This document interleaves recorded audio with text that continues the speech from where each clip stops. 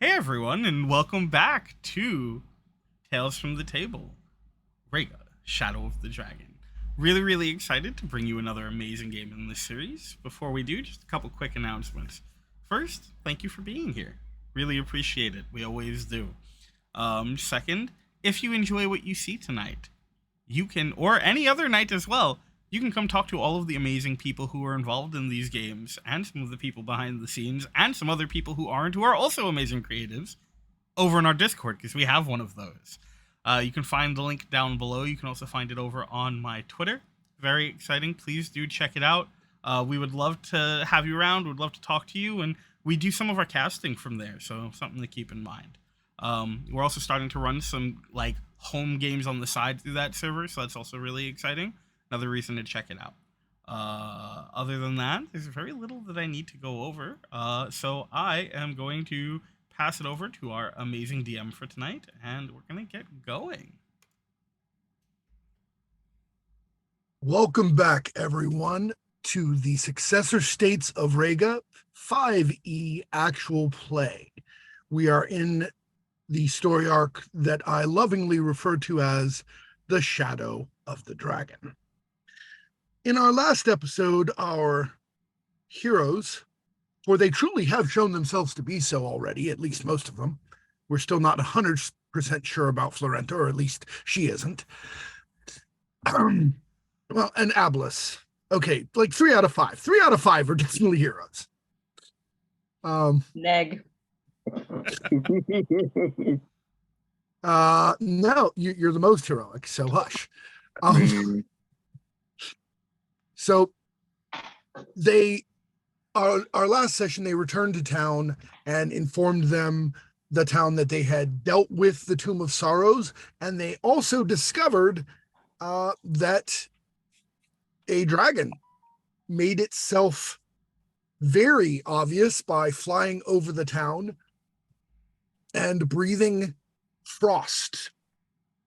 Now, this is not particularly uncommon. White dragons are known to do that. What was unusual was that the guardsmen who died from the freezing breath froze solid, shattered, and their spirits immediately rose as frozen shadows. Now, all of our heroes, after dealing with that unfortunate phenomena, were able to take a nice long rest, and we are waking in the morning after.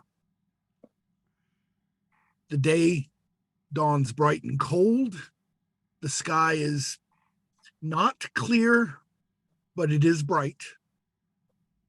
That almost whiteout of high clouds that you get in some of the more northern climes, which is not at all normal for this place, and especially not normal, as you all recall, for this time of year, which is early spring. It might still snow occasionally in early spring, but it shouldn't be a frozen wasteland like it is right now.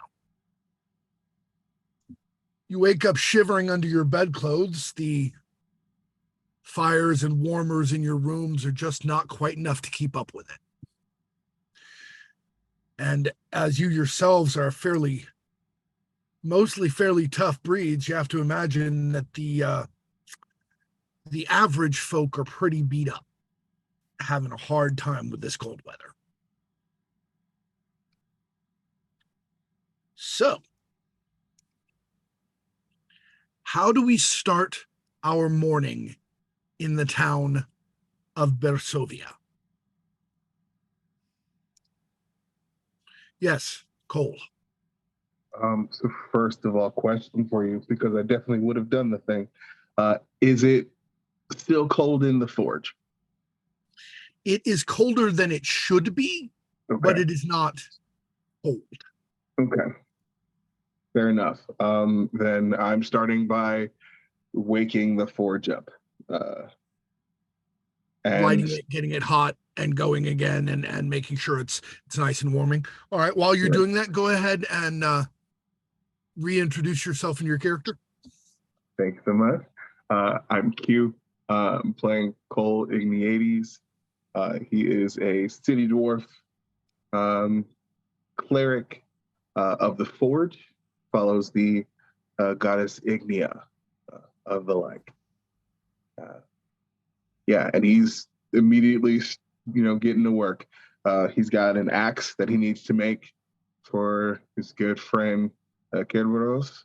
So he's going to get that out of the way first thing. Very reasonable. All right, let's see. Justina, what is Florenta doing this fine cold morning? Hey, I'm Justina. I play Florenta, who is a human rogue thief. And Florenta is probably cursing as she climbs out of bed, holding like all of the covers on her and searching for what she did with her clothes that night. Reasonable. All right. Del, tell us a little bit about Luca and what they are doing. Hello, I'm Del. I play Luca Sobieski. And what they are doing this morning is they're going out and they are purchasing a very nice warm coat, leaving it by the door where Florenta sleeps, and going out to the town and making sure that people have enough firewood and making sure that their lanterns are working, things like that. Any requests that I can help with around town before we get going. Very reasonable. And Rev, tell us about Oldie and his morning. Hi, I'm Rev, write games for Thought Police, and I play Oldie, who is a halfling bard. And this morning I am going to go out into the streets.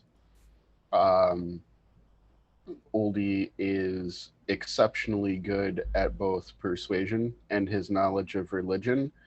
And my goal is to go around and provide reassurances and aphorisms and proverbs to people that will help them hold on to their faith during this time, because this is pretty freaking terrifying to us.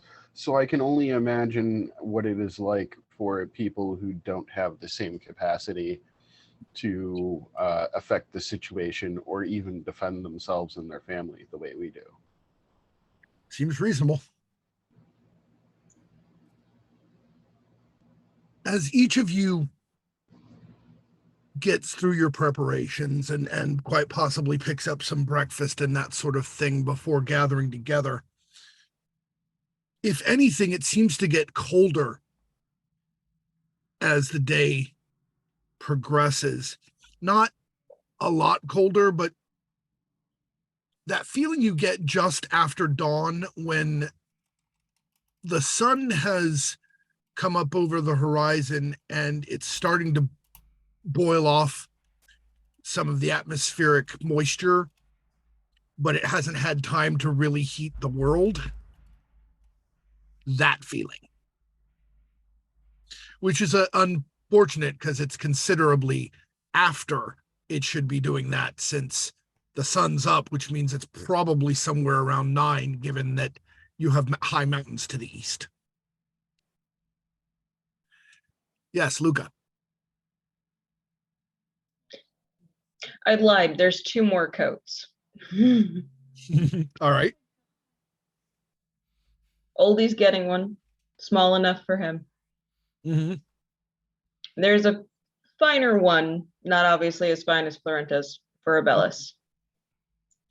Nice. All I don't know whether or not they feel the cold, but it's there. Very reasonable. Very kind. Almost heroic, you might say. And they'd be wrong. Well, you know. All right. After we have oh yeah, thank you. Abellis, does he do things in the mornings? Tell us about Abellis and what he's doing this morning. Oh, He doesn't exist. It has been quite some time since Abellis has had a morning to do anything in. I think that despite the cold, Abellis is just sort of walking about town, not with any of these noble intentions that the rest of our party seems to have, checking on folks and seeing how. No, he is breathing fresh, albeit cold air and enjoying the feel of the frost and the crunch of the snow beneath his feet and the Mhm. eyes of the people around him on him or anyone else, though preferably on him, and the just existence of things as they are, while also being honestly quite taken aback by some of, I assume, what you might call the modern marvels of the world. Mm-hmm. Just sort of roaming without purpose. Unless someone has something else specific they'd like to do, I'm going to assume that we don't have any difficulties with any of these particular situations. Oldie is more than capable of actually reassuring people and lifting their hearts and getting their getting them to look on the bright side of things and look forward to the situation being resolved. They do have a tendency to respond to him with a little bit of, well, I'm sure you and your friends will solve this for us, sort of thing. And I Oh, assure dear. them that we will. It's already begun. Just No for the record, for you guys, just context wise, my passive basically, or like background, would be like a 21 for religion and persuasion, because I'm at a plus 11. So Yeah, that's why I wasn't going to ask you to roll them, because there's no pressure and you have plenty of time to Mhm. go around saying exactly the right things, and you thought it out ahead of time, which is Right. why your skills are so high. I just thought to mention that for the folks watching, and as a heads up for the party, like, oh, this is why I'm probably not rolling. Easy religious, all good. On the way to join the rest of the party, I think Cole is going about just made little like small things. They're effectively little like heat rocks Mhm.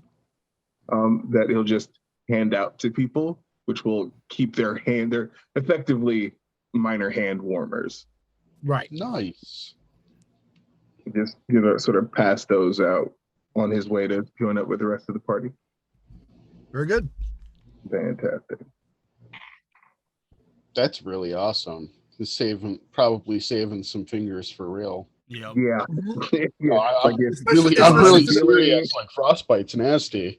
Now, luckily, these people are used to harsh winters, so they do have clothes that they can wear and so on. This isn't like something like this happening in the South along the coast, Right. where the people would probably just be losing their minds and probably starting to die because they've never experienced anything like this. But you guys are in the northern part of Scaria, right in, as you look over at the Owlbear map that we have, I have the regional map up, and you see, looking at that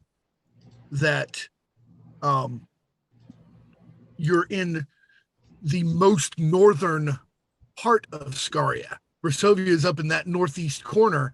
You're in the Margrave of Skiritaut, which means you're right up against the northern border. You're near the mountains, and that area north and east of you is all open plains for the wind to whip down without any obstruction. So if there's any place colder in the land of Scaria, it's in the actual mountains of the Jezagori range and the Scalpatians themselves. Right. But they were getting prepared for warmer days, and so this Right. shock is not great. No, it is not, but at least here it's not going to kill people Right. as quickly as it would somewhere It's like like it's like the Midwest. difference between a cold snap and little blizzard storm in New England versus when it happens down in Virginia. Mhm. right, or that But crazy minute when it happens in Florida and everybody has no Yeah. idea how to drive. Yeah, half-inch of snow, everything shut down. Mm. But no, yeah, up here, so people have better insulated homes and Yeah. more layers, like But they it's understand how still to layer cloth. unnaturally cold and unpleasant. So all of the efforts that people are making are definitely appreciated. So Justina, you said Florenta was cursing and getting dressed and the rest of it, but Yes. everybody else has something they're doing out in the world. What is Florenta doing out in the world before she returns to the party? Filling her flask with mead.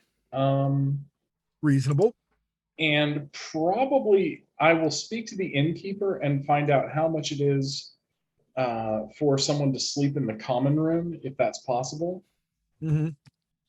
And It then I'll pay for just any homeless folk that might be in the town to sleep in the common room.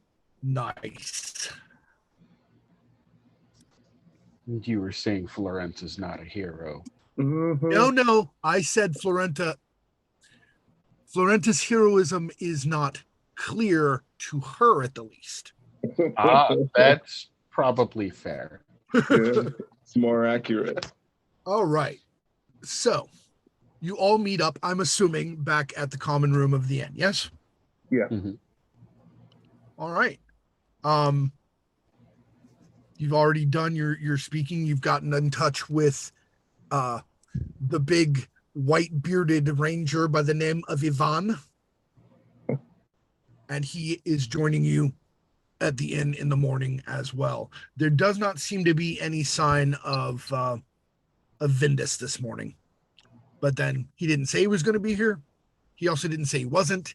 You never know with bards. Right.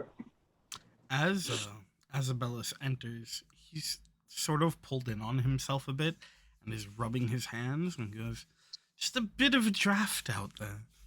It's nippy." Cole will Yeah. hand him one of the warming stones. Oh, yes, thank you.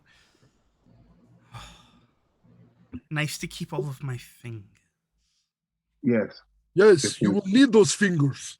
Oh, You will more look than like you you can wiggled them. imagine. Yes? Something like that, yes. Yes. And if you cannot wiggle the fingers because they are frozen, then no wiggle finger things happen and everyone is upset. That's when I start wiggling my nose. That's when you start what? Wiggling my nose. Until that falls off. Oh, I don't think I'd look Noses good with freeze no very nose. badly. Bring a scarf. Noted. I'll have to find one. I'm Yep. sure there's somewhere in town that we could get you a scarf. I'll have to make sure it matches. I would hate to clash. At that point, Ivan is already pulling a large scarf out of his side pouch, which in fact is a bright checkered red and blue, and it's about 7 feet long. And he hands it to you.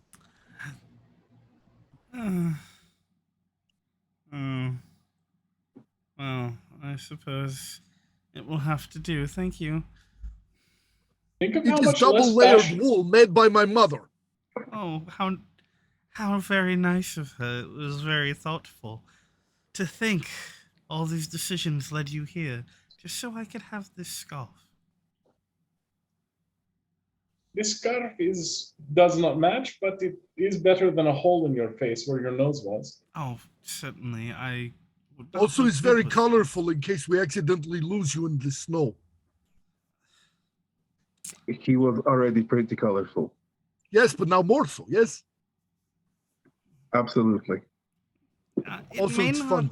It may not be one of your primary concerns with your job and whatnot, but some of us are very, very specific about the colors that we wear for reasons. And he just sort of I like am wraps very it around specific himself. about colors I wear. Look, I am wearing all light gray today because we're going out in snow.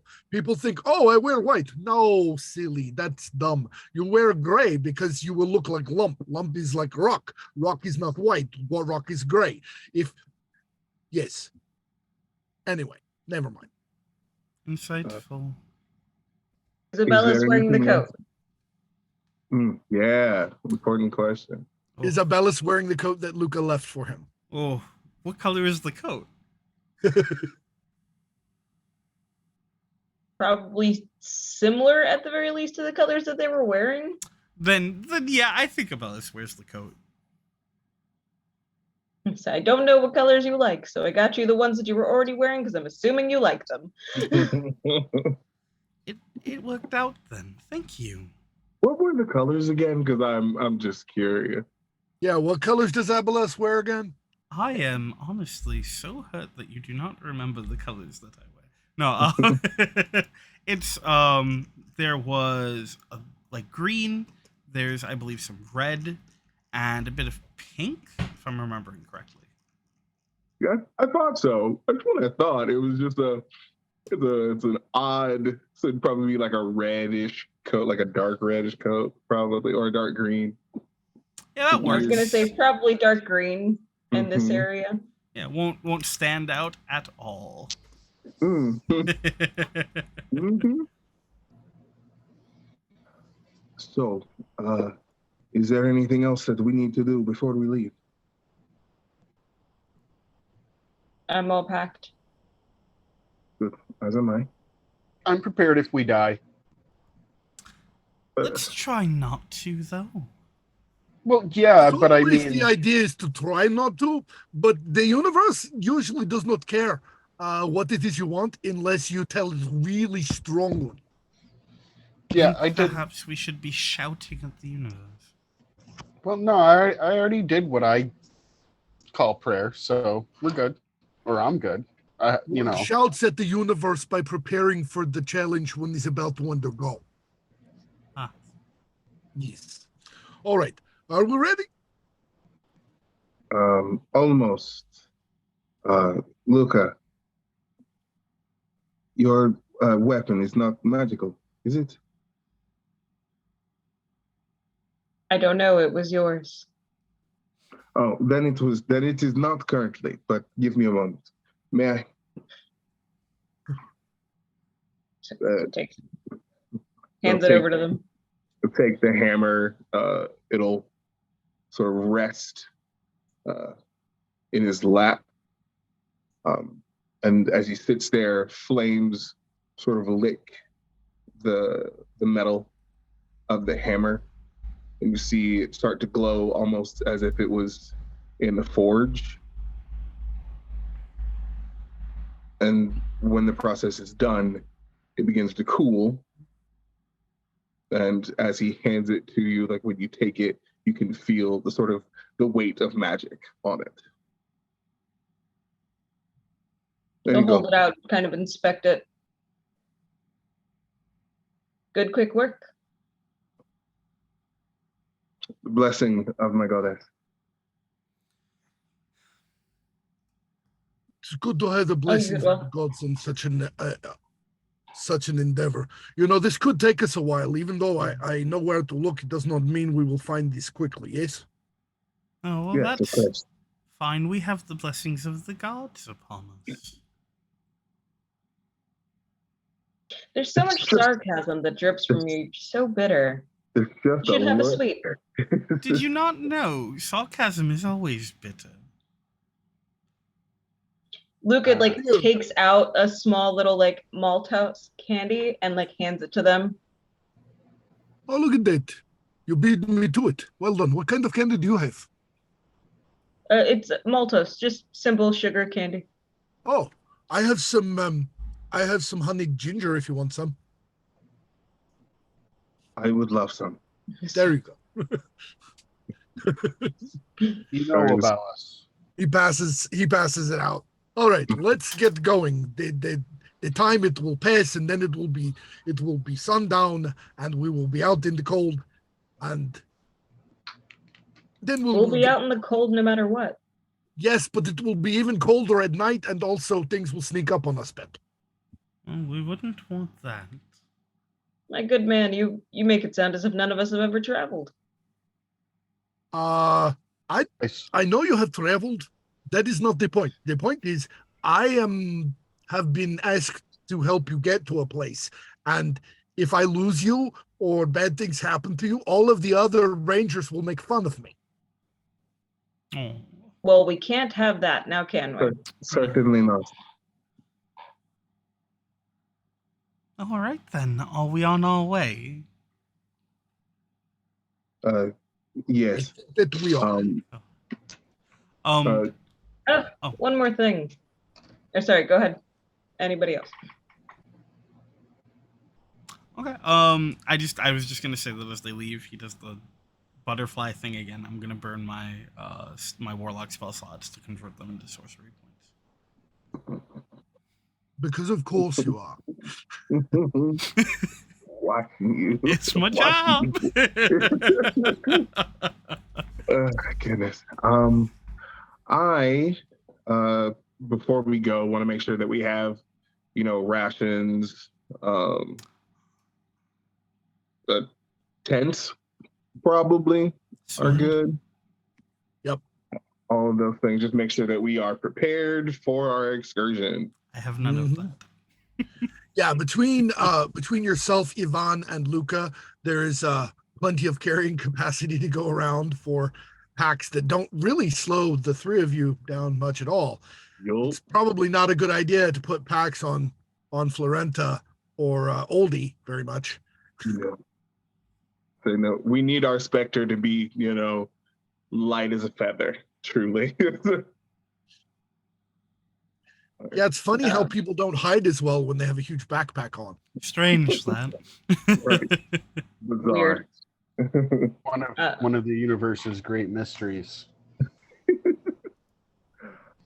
So Luca will, before they anybody else can leave first, but Luca will lean over to the bar and ask real quick for kind of like the bird nest eggs to take with them so they can have something to go, because they probably haven't had a very filling breakfast, because you don't want to walk a lot Right. with a full stomach.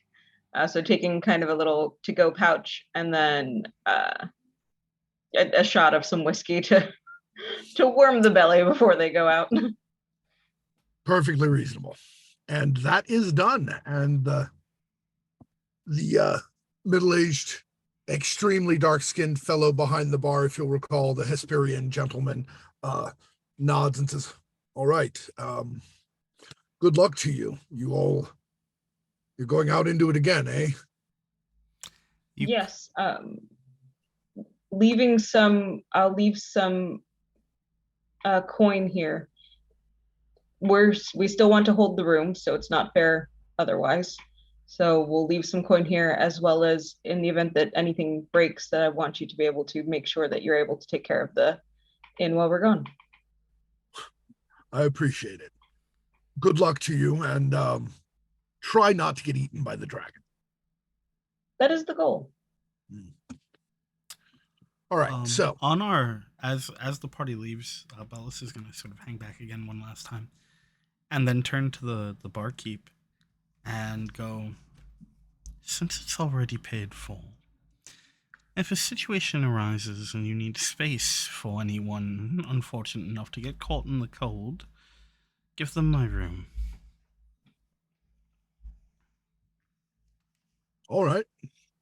Yeah. It would have to be out of towners. We don't really have a lot of people living on the streets here in Bersovia. It's not like we're a big city.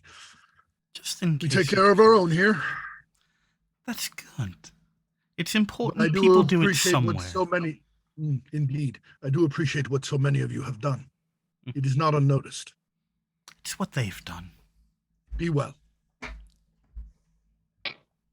And with that, you head out into the actually somewhat unpleasantly bright day with the white overcast and the shining off the snow. It's the worst. And bright is the worst. Blinding. Mm-hmm.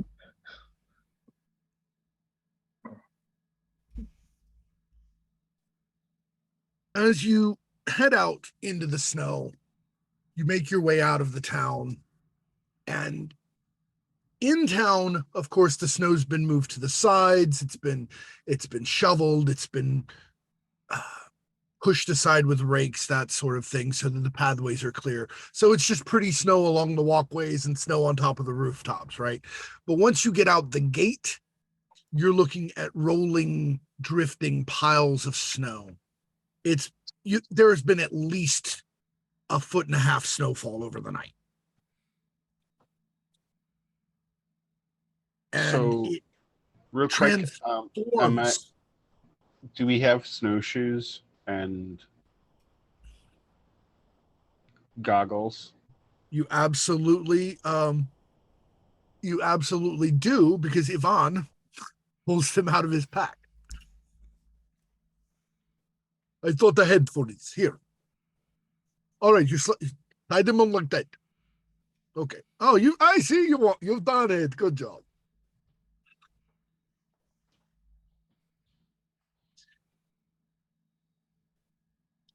I will note that the goggles will give you disadvantage on visual perception because of the very narrowed view, but they will keep you from being dazzled, and they will keep you from losing your sight to the white snow blindness.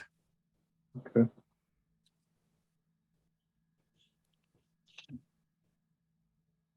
Not getting sunburned retinas is a wonderful idea. Mm-hmm. I agree. I think during the early part of the trip, there's a point where Abellis is going to look over at Florenta and ask if her flask is empty. No, I filled my flask. Why? Well, I was wondering if you would be so kind as to share it again. I suppose. She's going to pass it over to Abellis and see what. Thank you. She's going to take a swig and pass it back.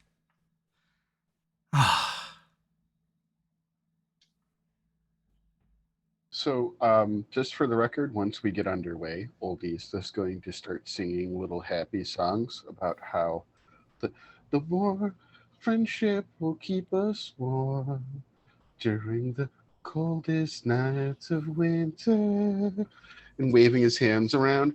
And as he walks, he's actually casting the prestidigitation cantrip and warming everybody's clothes to ambient body temperature. Nice. Because you can do up to a cubic foot of non-living material, and that's easily a set of clothes you can fit into a cubic foot. So heck yeah. It Most appreciated. It should be noted that initially, as the song starts, Cole is confused and grumpy about it. What are you doing? But probably halfway through it, he's just slowly bopping his head along to it, just continuing forward. It's a friendship to keep us warm. I'm glad we're not trying to sneak up on anyone. First of all, there's no point. They are going to know we're coming. But thank you for the song. It is very heartwarming, and with the heart warm, everything's warm. Is good. So, you travel for several hours toward the northeast, up through a more shallow area, passes in the hills, around to the south of the hills where you found and eliminated the Tomb of Sorrows. And you're probably 5 miles outside of town to the northeast when you're on a much wider, flatter area. This looks like it may have been until the snow hit it, an area where the stone was close, the bedrock was close to the surface. So there wasn't a lot of vegetation here to begin with. It's something that happens sometimes closer to mountains, is you'll have just areas of flat rock. And as you cross onto it, I will need everyone to make perception checks with the aforementioned disadvantage. Okay. Just as a point of sort of bookkeeping, At the start of this trip, because it lasts 8 hours, Cole would have cast Aid on Abellis, Oldie, and Florenta. There Reasonable. are squishier friends. Makes sense. So that gives them, as I recall, 5 extra actual hit points for the Correct. period of, right? And it's been about 5 hours, so they have 3 hours left of those hit points. Nice. Very good. With my shield, am I at You're at a flat roll. neutral? Yeah. Yes. Oh my God, I And then, just- so it's roll twice and keep the lowest because we're at disadvantage, correct? Correct. Correct. Except for Luca, who has the Sentinel Scutum.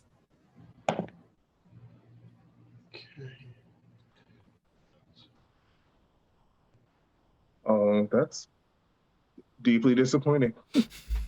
That's I feel that. A 19, actually. Nice. Okay. It's an 8. Florenta got a 19 as well. Yes. Okay. So Florenta's got a 19. Oldie's got a 19. Cole. Okay, so Cole got a 21. The reason why it's disappointing is because the other one was an at 20. So All right. Luca. I got a 12. nice. Abellis. Got an Nice. 8.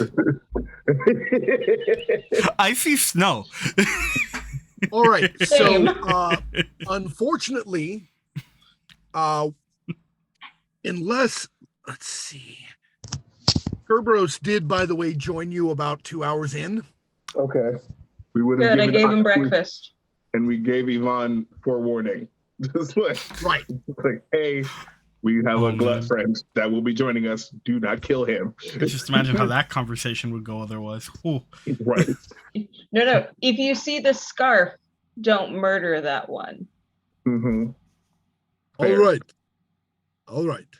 But if it tries to murder me, I will murder it back. That seems fair. Fair. As is your right. I can't But- imagine he would, though. All right. So, unfortunately, the creatures in question, whatever they happen to be, got a total of a 24 on their stealth. That's So big improvement. there is some surprising action occurring.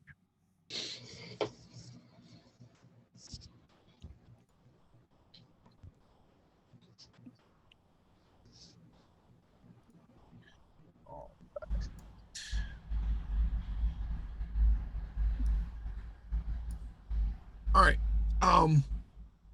Unfortunately, when they spring their ambush, most of them are not up close. They are around you in kind of a slightly more than a semicircle to the front, and 12 small figures leap up out of the snow. Obviously, they were hidden under the snow in hollows that they had dug out. So it was going to be hard for you to find them anyway. And here is what each of those figures looks like. Are you putting it up in Owlbear? It is in Owlbear now. I have to pull it up on my phone.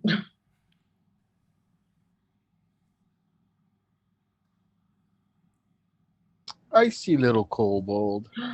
They're so cute. Just They're wanna. cute. They're cute, but they're trying to murder us. They're trying to kill us. So like, do not be distracted by the cuteness. I mean, they're cute. They're trying to kill us. Maybe they can get hugged into friendship. Max.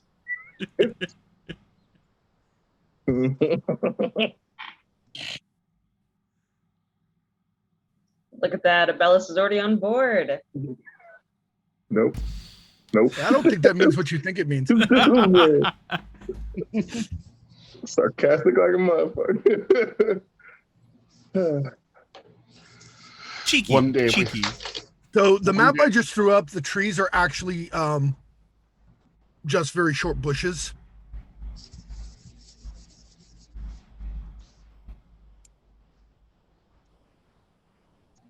Like evergreen hedges, basically. Like short holly bushes, that kind of thing. Okay. On Aboleth, I'm just saying one day, we will teach him a language that is neither sarcasm nor scorn. Good luck. Notice I emphasized one day. One day, Is, right. the long-term epic quest. Respect. Bella speaks many languages, but all Okay, of them so- are sarcasm and scorn. In the marching order, of course, leading you is Ivan, Mm-hmm. because he was anyone beside him or near him? Probably myself. Okay. Just put me in the middle of let everybody else Obviously. decide. Is Luca back at the back as usual? As per usual.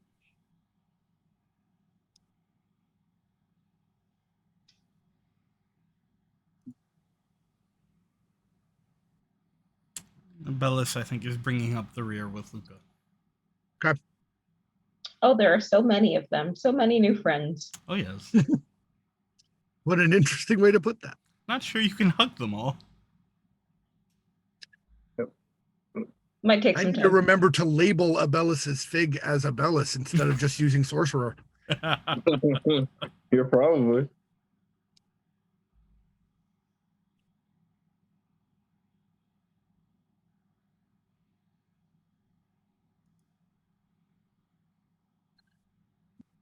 So Kerberos is up there beside you as well, Cole.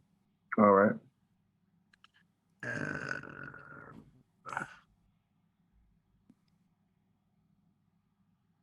Am I on the map? Not yet. I Not just put yet. you. Okay, cool. Yeah. So Yvonne, Cole, and Kerberos are in the front. Florenta and Oldie in the middle as per the usual, and Luca and Abelis at the back, right? No, the usual is that Florenta has already disappeared. Yes. However, that's harder to do when Florenta was surprised. Fair. All right, so 6 of them are going to throw their spears before anything else happens.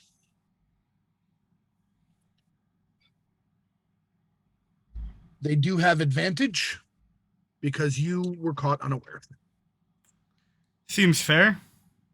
First spear goes at Yvonne. Hits quite well. Does some damage. You're not sure how much. It doesn't look like he's badly hurt, though. He kind of knocks it aside as it skims his shoulder. Go, Yvonne. Another spear directly from the front at Cole.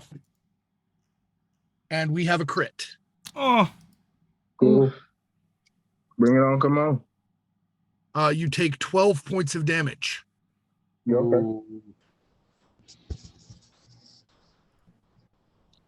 A third spear thrown at Kerberos. It's a hit, but he doesn't seem to care a whole lot, as, you know, Kerberos does. The fourth spear is actually thrown at Florenta. And the highest roll was a 10, so it misses. okay. The fifth spear is thrown at Oldie. That's an 18. I believe that hits you, Oldie. Oh, yes. All right, 6 points of damage. Ow. And the final spear was a 1 and a 20. Unfortunately, with advantage, the 20 is the one that counts. Luca, you have been hit critically. You take 12 points of damage. Ow. As the spear actually draws a small amount of blood. Took 12. So Mhm. rude. I know, right? Yeah. Disrespectful. Disrespectful. And then 6 of them move in.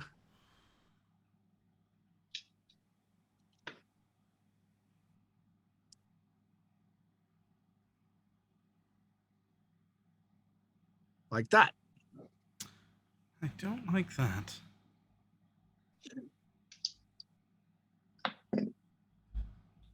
The one at the bottom left there is attacking Abelis with a short sword.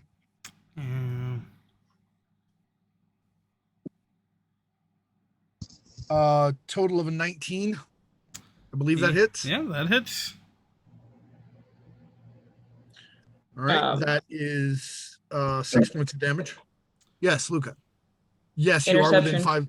You are within 5 feet. However, you do not have a reaction. Oh yeah. Oh, He's surprised yeah, round. surprised. Kill people Boo. The one to the northwest there attacks Luca. And its total is a 10, so it does not hit Luca. Your shield does manage to protect you. So I'm aware now.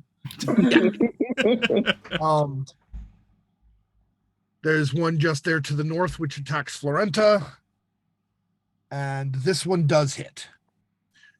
You take 6 points of damage from the short sword. Again, not real damage at this point because with the amount of hit points you have, you're actually managing to avoid any real damage. Just maybe a thin line of red across your cheek.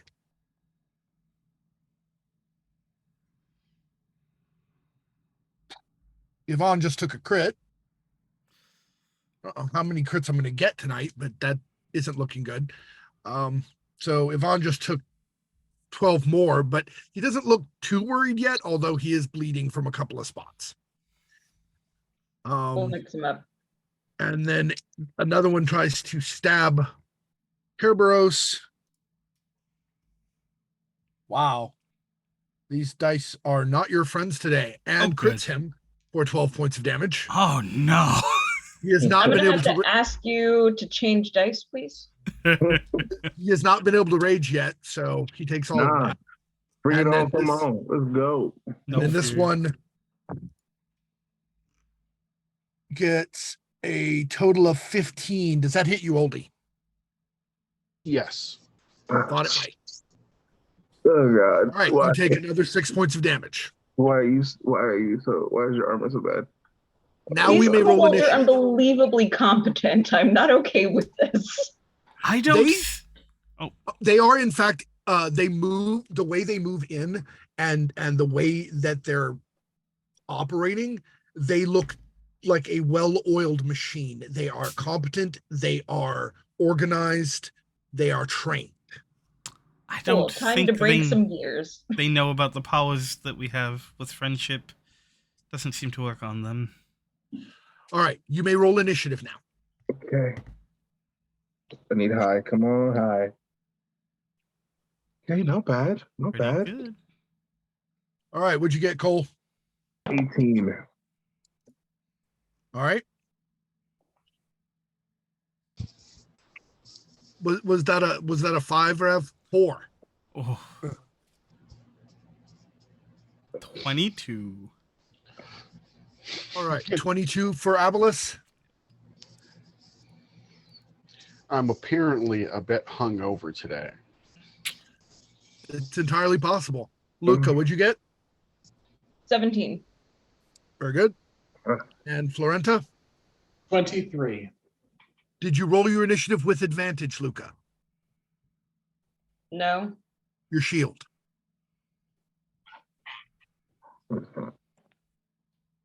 Same number. Doesn't help me. All right. So Florenta got a what now? 17? 23. 23. Very nice. Yes. That is what we call a high number. All right. Yes. I believe that is Welcome everyone's on. initiatives. Luca is seriously cursed with that, by the way, because I swear that just last session or the session Yeah. before too, you had a re-roll and it was pretty much the exact same number, like All right. one lower. Now Florenta is the first one to act. Okay, so Florenta is going to. Now, does dual wielding give me a +1 to my armor class?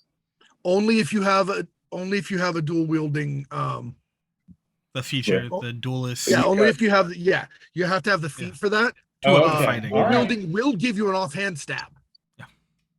Yeah, I will use my dagger in my offhand, my rapier in my main hand. So, I will note that while you do not have advantage to hit the kobold, it has an enemy within 5 feet of it, so you will get your sneak attack. oh, cool. Friendship. Okay, so that is a 19. A 19 will hit the kobold. All right, and should I do the damage for this attack first? Yes. Okay. Ooh, 12. Yeah. Is that with sneak attack? You stab the kobold. It doesn't even matter. Oh, wait, hang on. Huh. Yeah, go The ahead. thing is, you can only use the sneak attack once per round. So if you kill it Right. without the sneak attack, then save it. I've definitely killed it without the sneak attack then. And that means you can use your sneak attack on another creature here in a moment, All right. as long as you can get advantage on it or some other method of killing it. So yeah, you stab that one through the face with your rapier, and your rapier goes to its eye and out the back of its head. It falls over dead. So, okay, so there's no one else in range that I can hit. There's Cool. nobody directly by you, but you can move at any time in 5e. Okay. So if you move to any of the ones that already has somebody within 5 feet of it, you can get your sneak attack on them. Okay, then I'm gonna move up next to the one that's on Luca. Alrighty. Take that stab. The offhand Alright. stab, the bonus to hit is the same, but you will not get your dex bonus to damage. Oh crap. Okay, so that was a 19 again. That will hit. Yeah. And then it's a D4. No dex bonus. But I do get my sneak attack. So that's 3d6. So 2, 2. All right, so that's 16 points. You move up beside the kobold and you stab it under its arm as it's raising its arm to try to stab Luca again with its sword. You get up under its arm, jam your dagger right into that armpit, slam it into the lung and twist, and it drops off your dagger. Then I'm going to grin at Luca and wave. All right. The creature that was about to go has died. It is now Abelus's turn. Oh, good. So, Abelus looks very upset at being surprised by these things and sees Florenta just sort of slaughter these two and go, "Oh, we're doing that this time. Wonderful." I'm going to use one of my sorcery points to use Quickened Spell on an Eldritch Blast. Then I'm going to use my Eldritch Blast, which will give me disadvantage because I'm in melee range. But I'm going to blast the one next to me and the one next to Oldie. Okay. That is a 20. All right. You definitely hit that one. And a 19 on the other. Those both hit. Okay. Unsurprisingly. Then that is 10 points of force damage. And if they are still alive, I get to push them both 10 feet in a straight line away you from do me. push it 10 feet back, but it's dead. Good. So yeah, it's just the same. What was the sort damage on the second one? 8. All right. That one, you move 10 feet straight back from yourself, you said, right? Yes. It sort of slams into Kerberos and then bounces off, ending up here.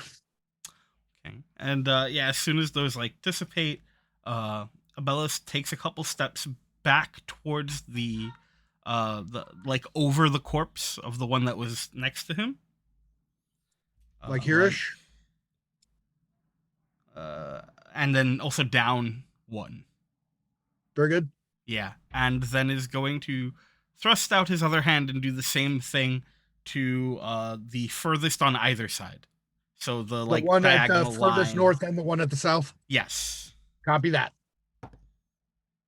That is 19 again. Yeah. And a crit. Dead. Very good. Very good. So the top one is the 19.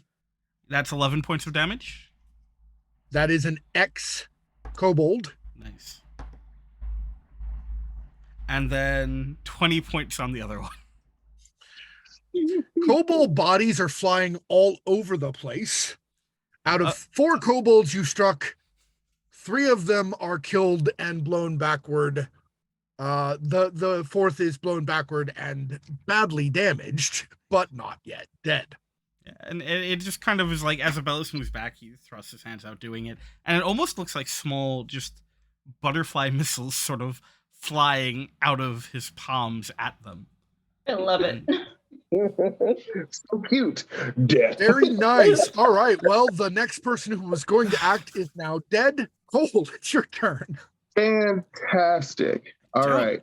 So Albert was being a butthead. We're not going to worry about it. How many do I have around me? Like you within, have like, none directly next to you. There 15 are foot radius. how many feet? 15-foot radius. 1, 2, 3. Looks like 3 of them within 15 feet of you. The one to the north is just barely outside that. Okay. If I moved up a little bit, could I still get You the might be able ones? to. Let me double check. Fantastic. Yeah, you would only have to move like a foot to the north, and it would be totally within your range. The other 2 are close enough that. Yeah. Cool. Just They're just as he's basically walking just forward. that step is enough to make it. Mm-hmm. Yeah. So with just a step, in Primordial, he says, "Agents of the Dragon, you will be tried." Spirit Guardians out. Nice. Yeah, and that affects at the beginning of that affects them now or when they move? It is when they first enter in, or when they start their turn in it. So it happens now as well. Yeah. That's what I think thought. so. Yeah. So double check that. That is a spell I need to make sure I know all about because you're going to use it a lot. Correct. Because it's a beautiful spell. Yeah.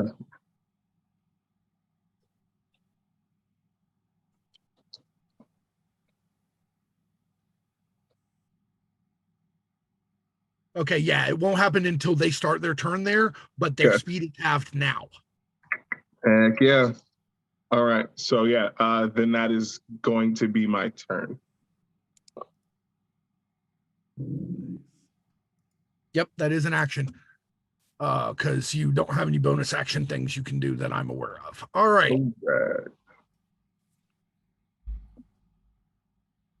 It is about that time that another being rises from its hidden place in the snows.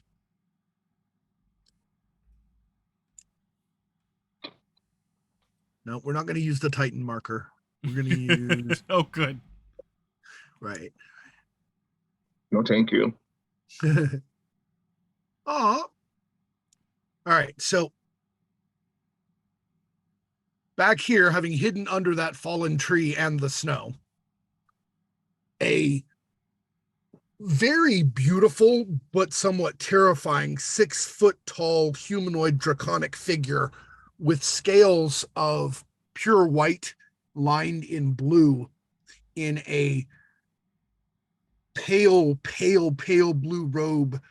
The robe is that color of blue that's almost white, the color of certain types of frozen water, certain types of ice. In its hand is an equally white wooden quarterstaff. You're not 100% certain, but it's probably female. It's really hard to tell with Dragonborn when they have genders, which isn't always. Either works. And it is going to use a sorcery point.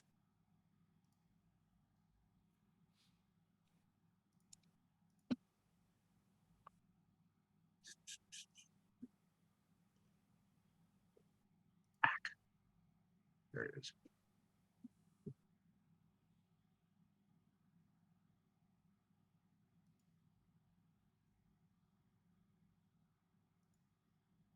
Now it's stealing my shtick. All it's going to spend a single sorcery point, and what it's going to do is twin spell, and it will lash out with 2 simultaneous rays of frost. Oof.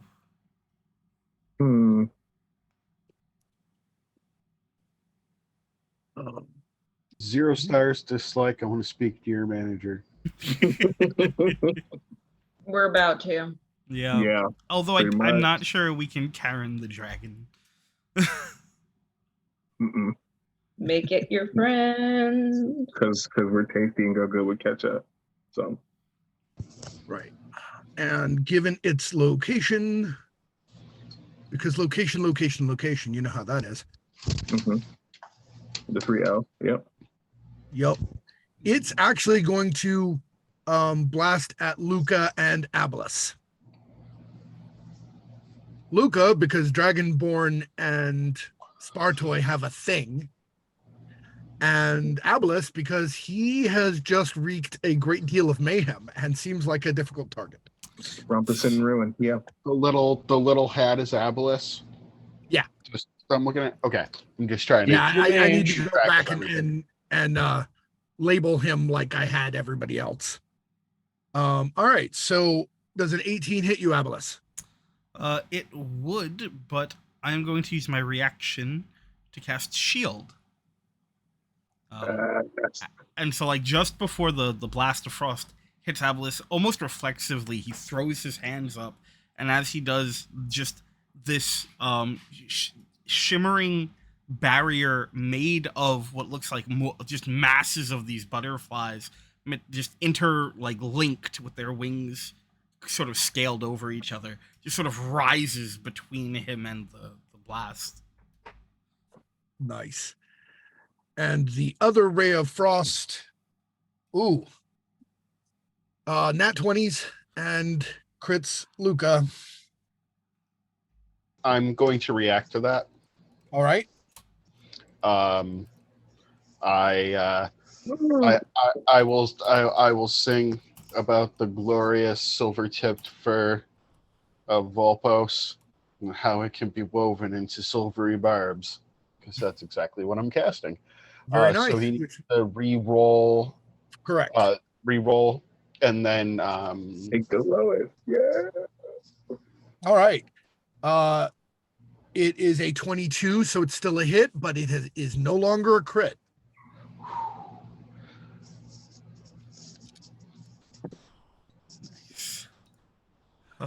That will be 9 points of cold damage. and then Advantage. Florenta. Somebody else gets advantage. Yeah, Florenta? Florenta, you get advantage on your next attack roll, ability check, or a saving throw that you make within the next minute, which will be much less than the timeline of this combat. So, So Luca kind of holds up their shield, feels that ray of frost, pushes back the snow. No. And Certain it is friendships can't be made. and it is Luca's turn. I Let's will go. say I wouldn't mind hugging that one. There is a very stoic expression that comes across Luca's face. Obviously, none of you guys have seen this before. No. Around their throat starts to crackle a little bit of lightning as they open their mouth and they speak Draconic. Run back to your mother, youngling. Or this will be a fight you will not return home from. All right. I would like to roll an intimidation. Yeah, I thought you might. That's what that sounded like. Oh, we don't like this one. Oh well. I'm so happy right now. It is not a nat 20, but it is a 19, so that makes it a 30. Woo! Nice. All right. Well, it's hard to say if it's gonna run away, but it does look scared. It stammers something in Draconic about not expecting one of you this far north.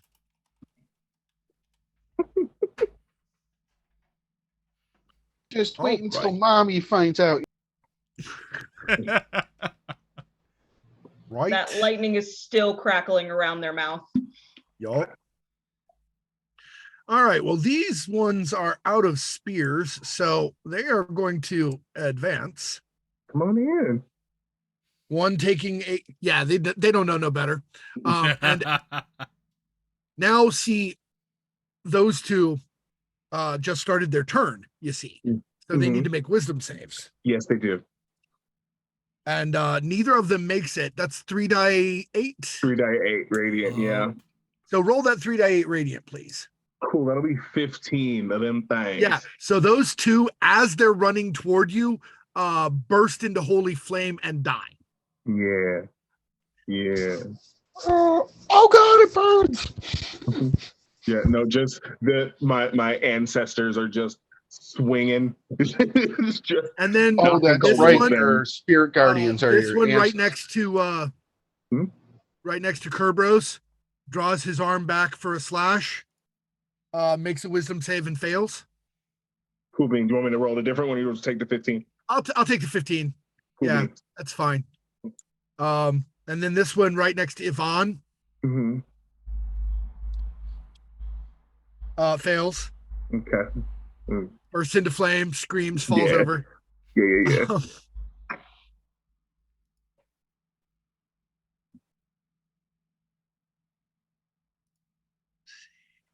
Yep, there's only 2 left.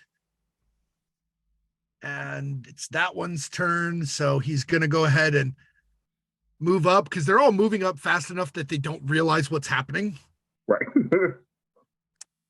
Oh, he made his save. So he takes half. Nice. A roll Which for is- him? You want me to roll for him? No, Well, I'll we'll take half of 7. I'll take half of 15. 15? Right? Sure. Yeah, So he that's takes 7. He still, burst into brilliant, radiant flame and is horrifically wounded and not at all happy when he gets to Yvonne, but he Mhm. does manage a stab. fair enough. Not a good one, though. That's unfortunate. for Something him. about being in pain may have thrown off his aim. Strange. It does that. It does. And next it is Oldie's turn. Ooh. Woohoo! So, I'm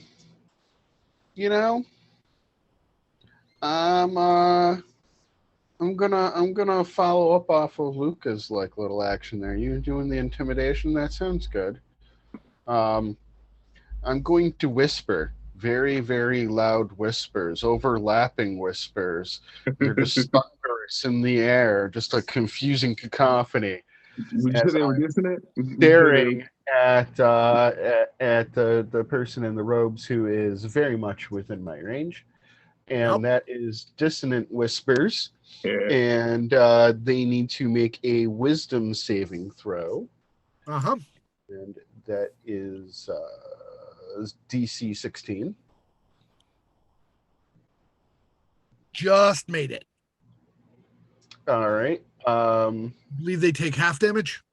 Yep. And they don't have to move away, but Right. darn. All right. Let's see. Oh, well, that's nice. It's 14, so 7 psychic. Yep. They take 7 psychic points of damage.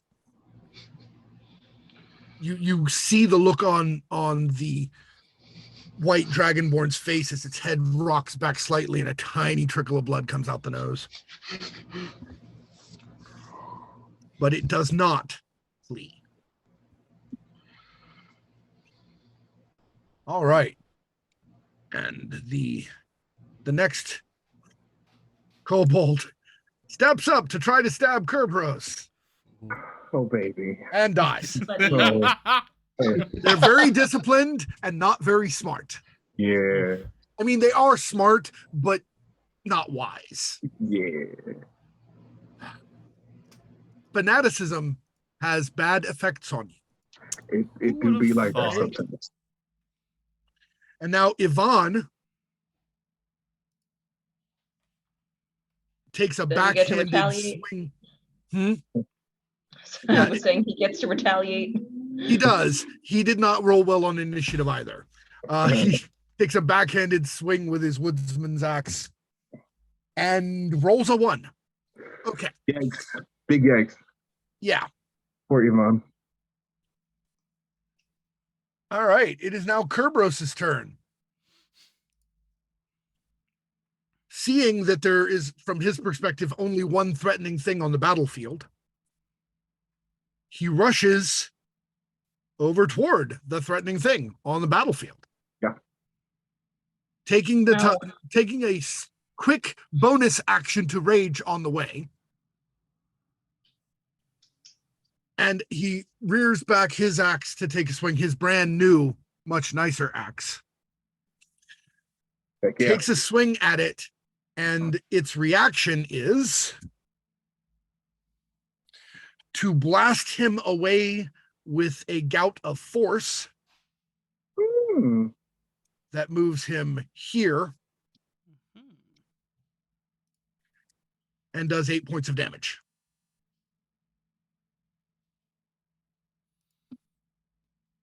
How's Spot looking? How's my boy? He's taken like 14 points. He's got more hit points than any of you because he's straight barb. He's fine. Yeah, for sure, for sure. He does look very frustrated, though. You know, understandably. Yeah. And it is now Florenta's turn. Okay, is it? Can I use a bonus action to ready my short bow, or is that something I? Actually, all you really have to do, if you're willing to pick up your weapons later, you can just drop them as a free action and object interaction to ready your short bow. Yep. Okay, I'll do that. Okay. Okay. Yeah, that still leaves you your other actions. Cool then. Guess it's not possible to try and hide, so You've got advantage, so it doesn't really matter. Yeah, you have advantage on this attack because of the silvery barb spell. oh, that is true. All right. And that means you automatically get your sneak attack. Silver Oh, buttons. nice. Beautiful. Oh, holy. Oh my. Okay, so that was a natural 20. Yeah. There we go. Good. Thank you for advantage because the first one was a 4. Now, that means you take all of the dice that you would be doing, which means the die 6 from the short bow and the 3 die 6 from your sneak attack. You roll Yes. now 8 die 6 and then add your dex bonus.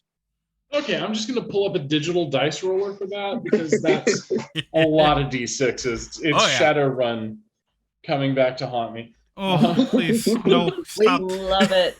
Wait until Yes, Abla please. starts throwing fireballs or the equivalent. Yeah. So 8 die 6 plus the 6 after I've double everything. You don't double the bonus. Okay, all right. Don't double the bonus. Got it.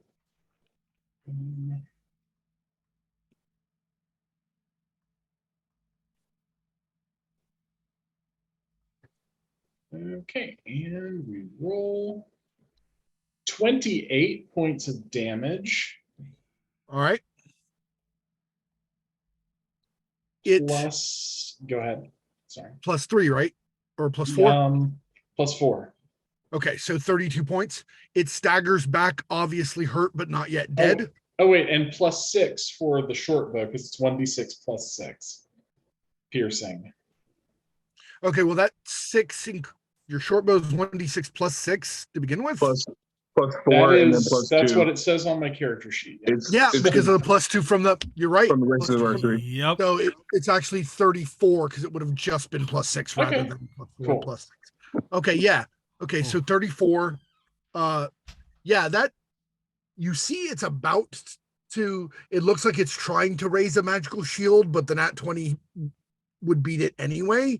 So it slams straight through and into its chest. It staggers back, quite badly hurt, but not yet dead. My spouse does not like you. I love it so much.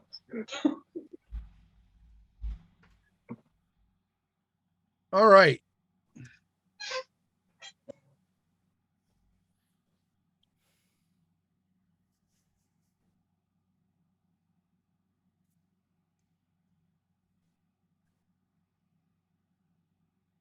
What it Who's- does, moving unreasonably quickly, because it does seem to be moving with, shall we say, a magical sort of haste.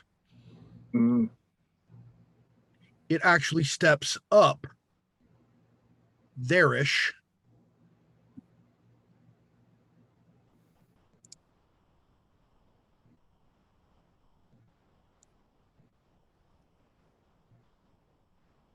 And it unleashes a blast of cold that will affect Florenta, Luca, Kerberos, and Oldie. All of you need to make dexterity saving throws. So pass the intimidation check. No, it's taking disadvantage on rolls because it's frightened. It's as just it should be. right. The DC is a DC 16 con save. Sorry, not dex save. How hurt does this look? It looks very badly hurt, actually. Okay. 18. Okay, 18 makes it. You'll take half. 17. You'll take half. 16, I guess we're just going down. Apparently, but you'll still just take half. Oh, nice. And Kerberos will also take half because the DC was exactly 16. And, Kerberos rolled 19 on the die. All right, so each of you will take 5 points of cold damage as you manage to shake off most of the effects of the frosty breath. Oof. It will then step forward again because it hasn't used its full movement and scream at you, Luca, screaming its terrified defiance. Because again, fanaticism is bad for you. Screaming its terrified defiance, taking its disadvantage to try to whack you as hard as it possibly can.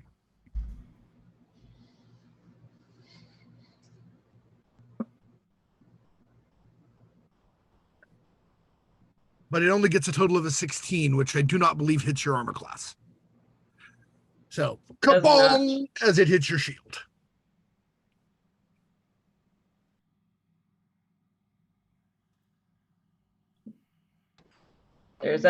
There's more of that lightning in their throat. Too many mistakes. And then it spends 2 sorcerer points to quicken a spell.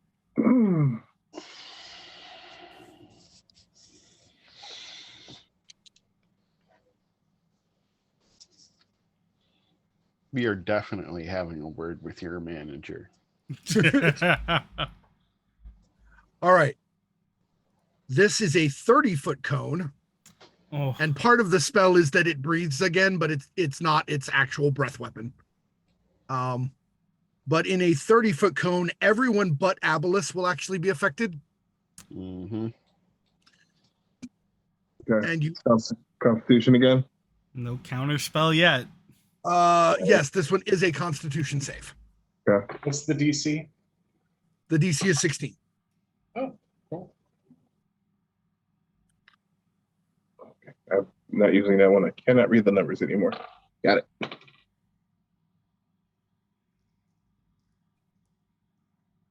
All right, Cole. That would be a 7. Oh, okay.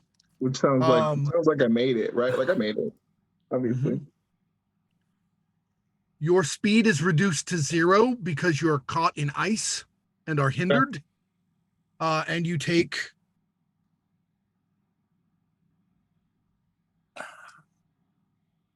15 points of cold damage. Okay. Rev, what did Oldie get? Whopping 5. You are likewise hindered, and your speed is reduced to 0, and you take 15 points of damage. Luca? Oof. Just to be clear, 22. I am severely bloodied at this point. You take 7 points of damage, and you are not stuck in the ice. We're good. Oh, I know you made the save last time, but something to remember is you get a advantage on all saves versus draconic breath weapons, and that does include Dragonborn. Just keep that in mind. Um, You I made the wasn't save sure that it anyway. actually counted against Dragonborn. It does. Florenta. 18. All right, you take 7 points of cold damage, and you are not frozen to the ground. Ivan fails, and he's not looking good, but he's not dead. But he is kind of stuck, like 2 other folks are. Kerberos also takes 15 points of cold and is stuck. And he really just looks even angrier if possible.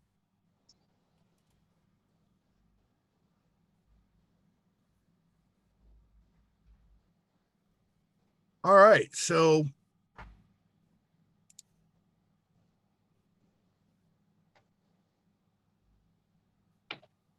I believe the next one is Ablis's turn.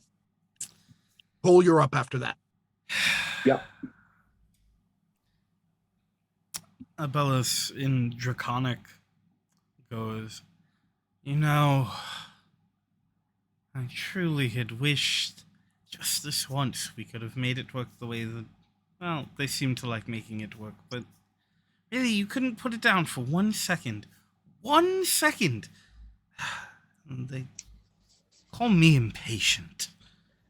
And then I'm going to spend a sorcery point to quicken my Eldritch Blast.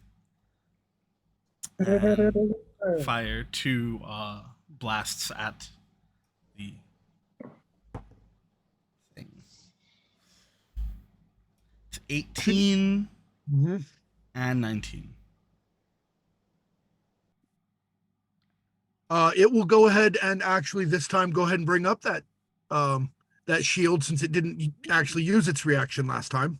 Nice. Nope, it used its reaction on Kerberos. My bad. Oh, okay. Nice. It's their turn. It refreshes the reaction. They just went. That's true. Oh, that's true, yeah. So they do have the reaction again. Yeah. Okay, yeah. Then it raises its shield, and its armor class rises to a 20. Ooh. Well, you can't blame me for trying.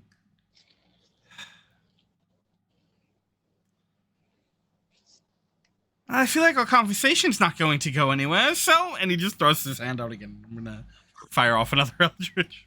Right, because that's why you quickened the first one. Yeah.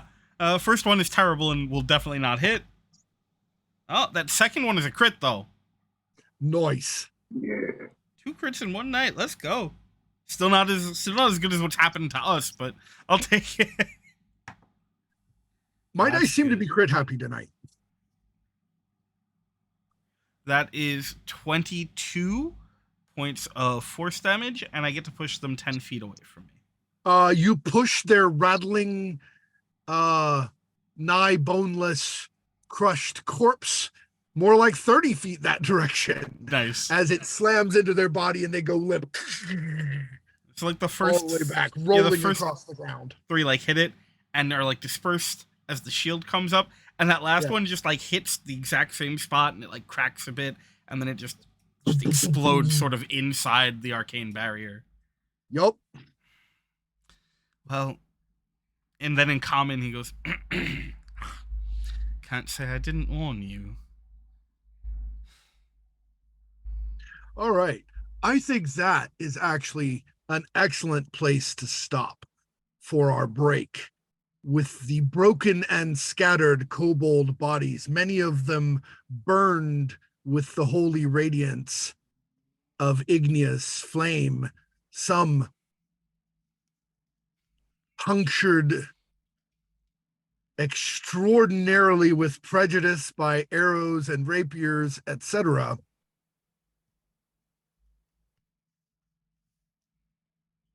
All of them dying at the last moment in utter terror because, well, even the one that wasn't scared because of what happened to the kobolds was quaking in their boots after Luca had an extraordinarily harsh word for them. Fanaticism is bad for you. Fanaticism is bad for you.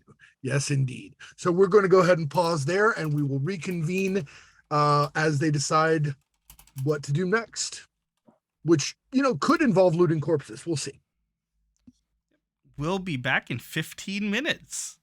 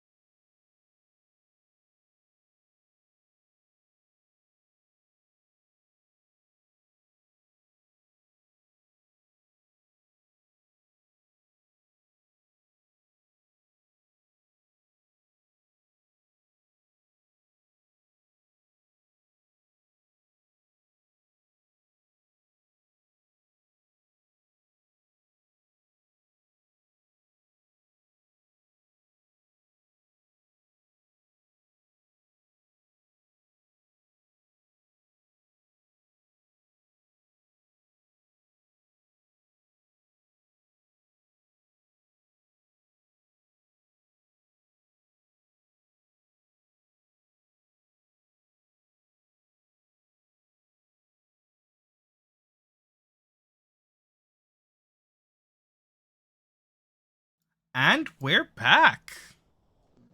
Welcome back to the Successor States of Rega 5e actual play, the story arc, Shadow of the Dragon.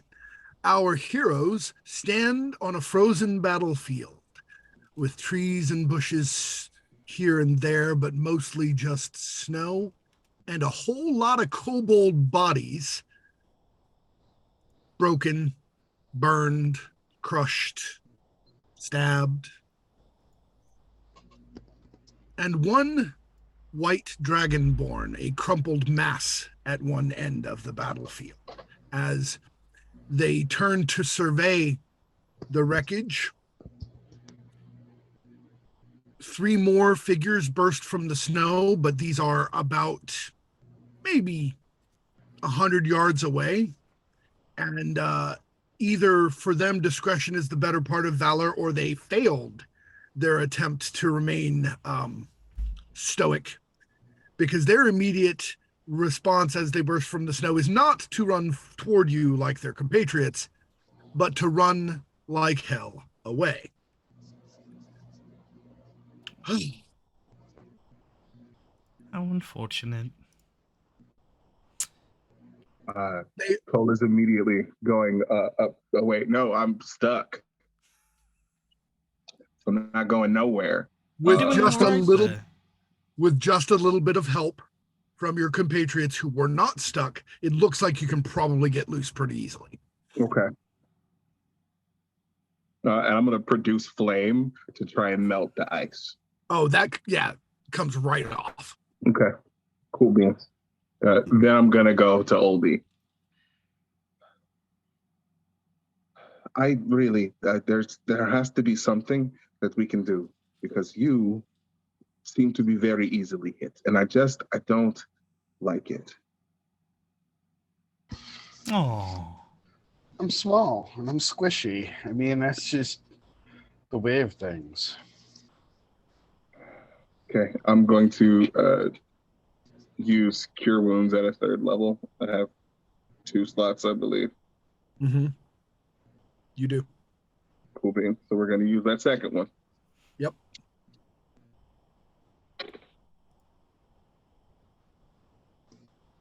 $15. That's 20 points that you get back. Oh, very nice.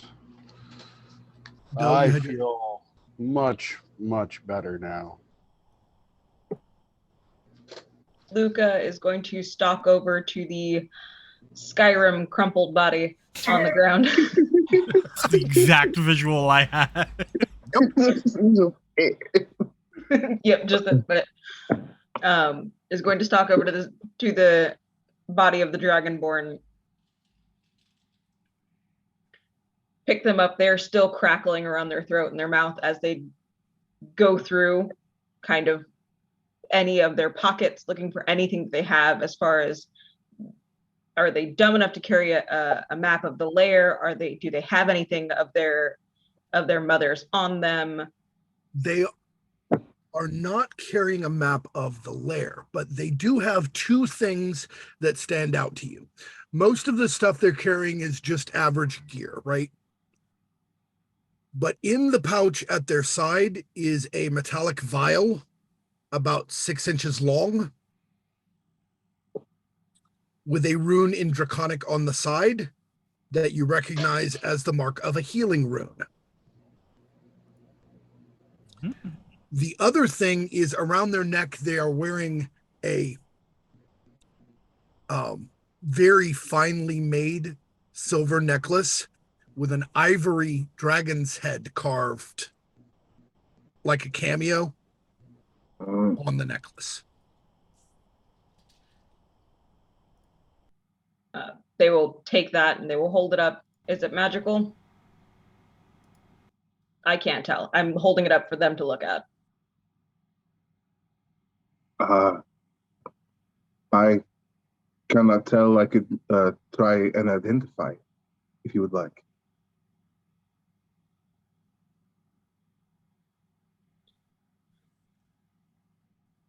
If it has something, I want to know what it does. Of course. If it's all right with you, I would like to bury the bodies. Or we could use some fire. We could do a funeral pyre. Perhaps Yeah. a fire would give away our position. Our position has already been given away. Only if this. Oh, Yvonne- yes, they ran off. Yeah, Yvonne is sort of stumping over, holding his ribs. Yeah, they know where we are. We are not sneaking up on ice kobolds and white dragonborn and white dragons in the snow. This is not going to happen. Except maybe her. And he points at Florinda. Yes, Rev. The thing Luca was holding up, Mhm. are there any obvious arcane or draconic markings on it? The symbol itself, as I said, is a finely carved dragon's head. There are no runes or markings on it. Okay.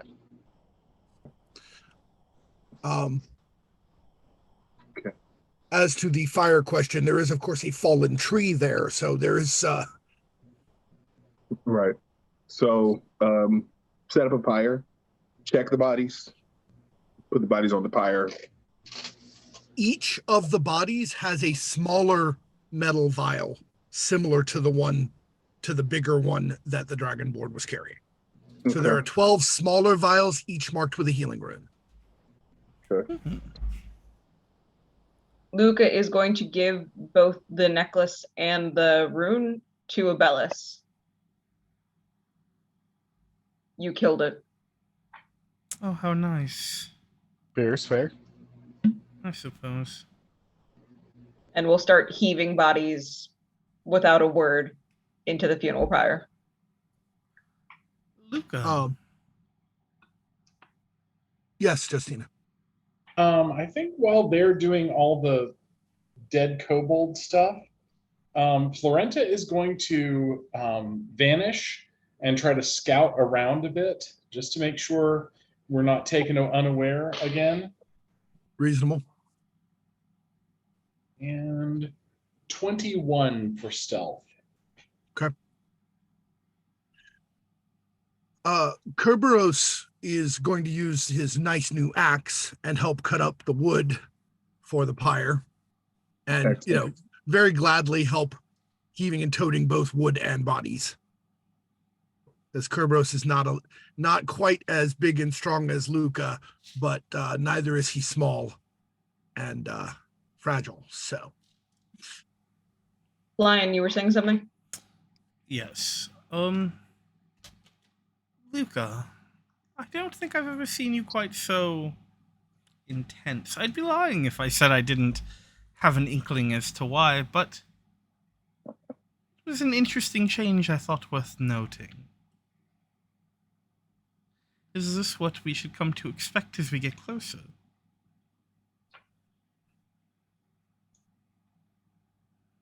They drop one of the bodies onto the pyre. There's a moment where they stand there thinking. Then the smile is back. I'm not really sure. It's a first for me. Huh. Guess we'll see. It might put a damper on our hugging plans. Some things are made into you. I think this is mine. And they are our hugging plans now. Well, I'm here, aren't I? You are. Though you've not been subtle about how you don't exactly agree with it. I am outvoted. It is easier to accept what the group has decided than to try and argue against something I am very unlikely to succeed at. They are extremely persuasive. The both of them. And he looks between Luca and Oldie. I am learning. yes, Trev. While they're busy doing that, is it long enough that I could take a short rest? Yes. Okay, Oh. in that case, I'm going to spend 2 of my hit dice and roll. I would like to do the same and take a Yeah, short rest. the plan was to use this as a place for us to rest up and Yeah, this is a good spot for a short rest, especially with the amount of resources and hit points you've actually used up. Yeah, Luca is ouch. Oh yeah, Yvonne's pretty ouch too.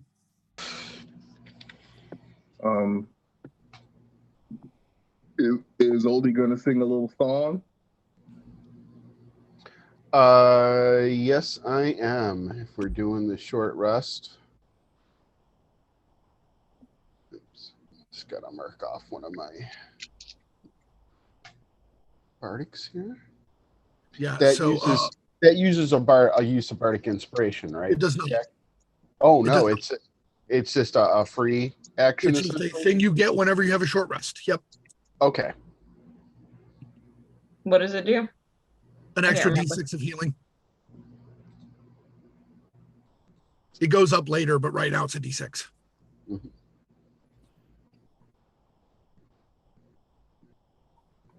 Is it the same as the inspiration die, or does it go It up is not. separate? It goes up separately. Okay, Yeah, Song of Rest doesn't go up to D8 until 9th level. Okay. Okay. Just to clarify, is it your hit die plus con, or is it however many hit dice you use plus con? Like, is it hit dice plus con Each hit die plus con. Okay. You add your con to every hit die rolled. Okay, cool. That's what I thought. Wanted to be sure. Thank you so much.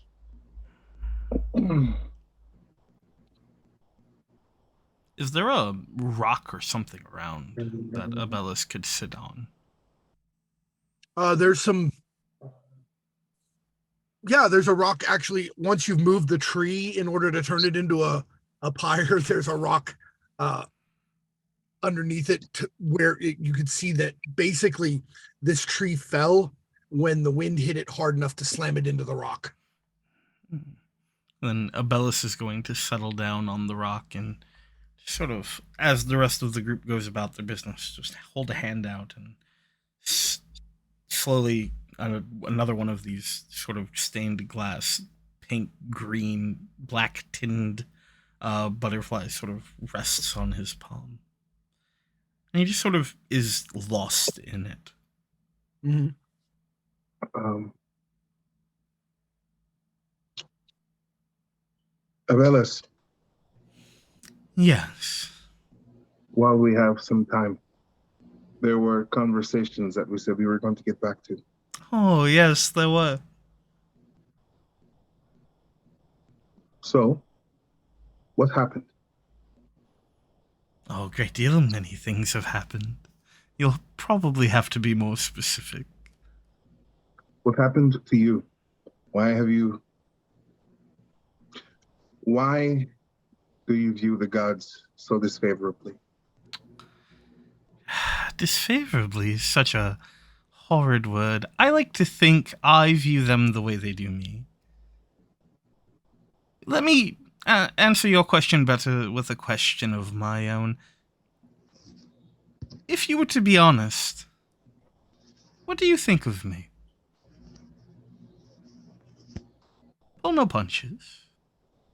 We're all friends here.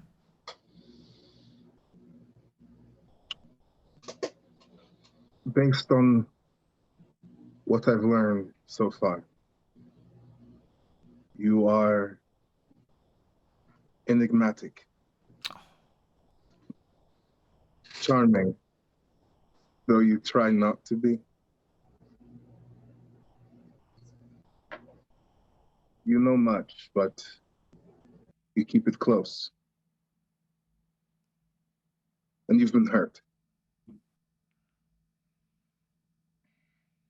And unfortunately, though you try and smile and act blasé, it's still there, behind your eyes, at the corners of your lips.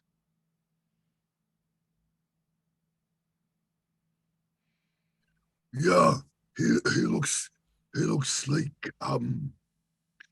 like he has eaten a sour berry. And it has made his stomach upset. But in his brain. Well, the Kerberos wrong, is correct. the wrong berry will do that. With that said, do you enjoy my company? I'm coming to. Well, there are some who did not.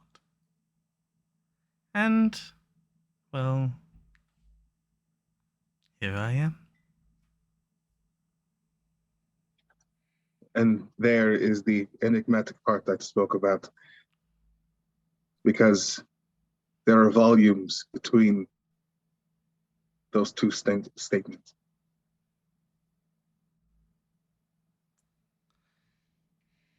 Where you see a saga, some saw a children's picture book. The truth likely lies somewhere between them, but as we grow, often people throw aside children's picture books.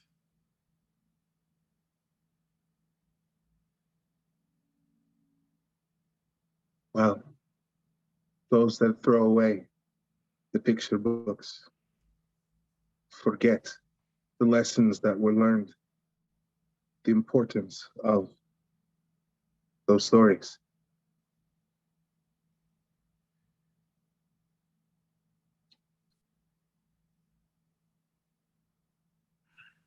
That's why you don't throw them away. You pass them on. You share them with those that need them after you. Wait, I don't know about picture books. I have not seen a book. But pictures. But are you the picture book we are talking about? Yes, my furry friend. I am the picture book we are talking about. Gaze upon my beautiful pages, adorned in colors and splendor, and revel. Well, if Luca is right, and they probably are because they are right about everything. What? You've been right so far. Anyway, so if Luca is right, then they did not throw you away. They passed you on for other people to learn from. No. I said that that's what they should do. Not always Not what that they that's do. what they did. Oh. Whoops. I know, me being me, everybody probably expects me to jump in on this, and I'm not going to. I'm not going to play this game.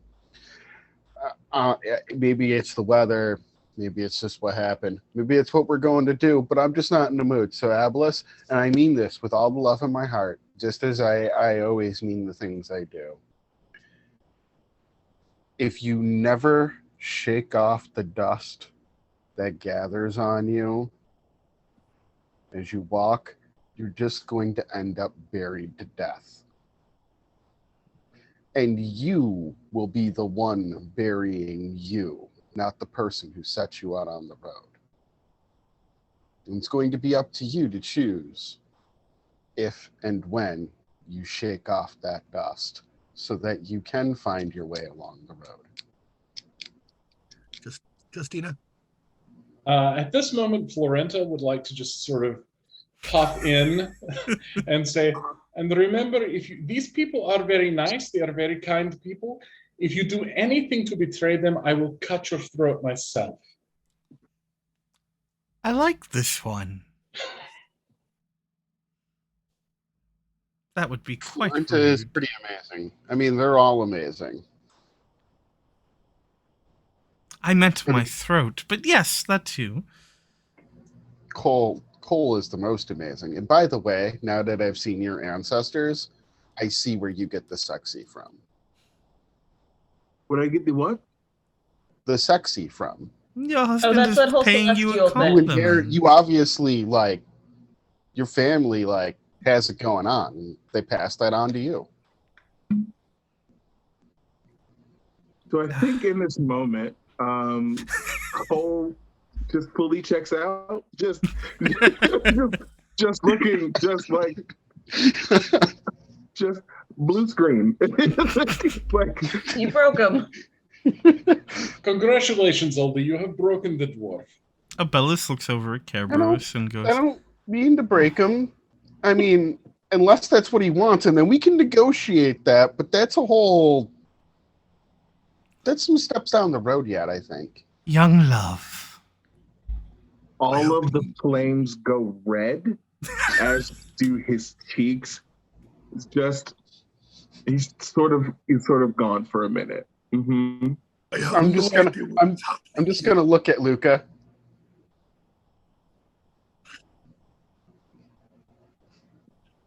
Yvonne looks up from wrapping bandages around his chest and says, if we're done with the kissy face, we still don't know what any of the potion bottles or the necklace do, by the way. Oh, right. I can look at those. I can do that. Yeah, no, let me just sit.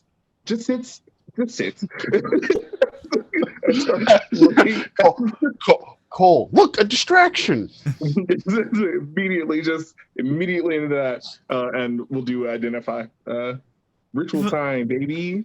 Yvonne, I think Igniades owes you great debt now. We shall see. He looked really uncomfortable. But he can't do the thing he's about to do if you don't put the items back out. He's got the small vial. He'll start with that because he had one of those at least. So it's like, oh, look a thing. There are technically 12 of them. Maybe they're different. Right. They are not. Just be sure. Just gotta double check. All 12 of them are, in fact, base level healing potions. You gotta compare each of them to the other. The larger vial is a superior healing potion. Ayo. That worries me. Same.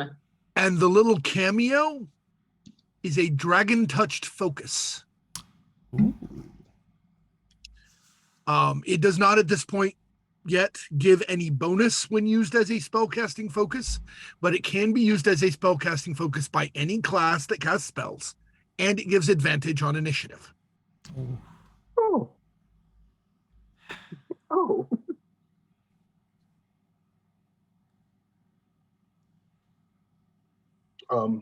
Cole relays that. There's Yvonne. There were 6 of us? Mm-hmm. Did I do the math right? 7 with Yvonne. 7 with Yvonne. Because you have Yvonne and Kerberos. Okay. We could do 2 each with 1, like 2 people going, hey, we'll take 1, maybe? No. Math. No. I don't mind just holding on to the 1. I'll take 1. What are we holding on to? Oh, the large one, yes. If you want to take the superior one, that was. And then the rest of us take the 2 small ones. I would suggest that one of you larger folk hold on to the big one. It will probably be easier to drink the 1 than 2 if we are face to face with the big angry thing. Yes, not wrong. But it's just good to, make sure everyone has at least 1 on hand. So that way, in case someone else goes down, that you can get someone else up, and you also have 1 for yourself. Indeed. And since it was your final blow, if you wanted to keep the superior one, and then the cameo, the dragon the dragon touched focus? Well, I always have been a bit of a rebel. And he reaches out and he'll take the cameo. Very good. So, just as a review, you are aware that the Dragon Touch focus is specifically, it was not enchanted intentionally. It has simply gathered power by being in a dragon's horde. Mm-hmm. And it can conceivably gather further power or develop further in a number of ways. Okay. So, with everything gathered, dispersed as need be, are we ready to continue? I'll follow you anyway. That's good that he is walking up front near me then, because he is going where I am going, and then you are following him, so you are less likely to get lost. He's easier to see from quite a distance. That is the other reason we are probably not going to sneak. His head is on fire. Yeah, I know. It's beautiful. Yes. Cole, Yes. how does your pillow not catch on fire? That's a good question. I have flame retardant pillowcase. I bring with me.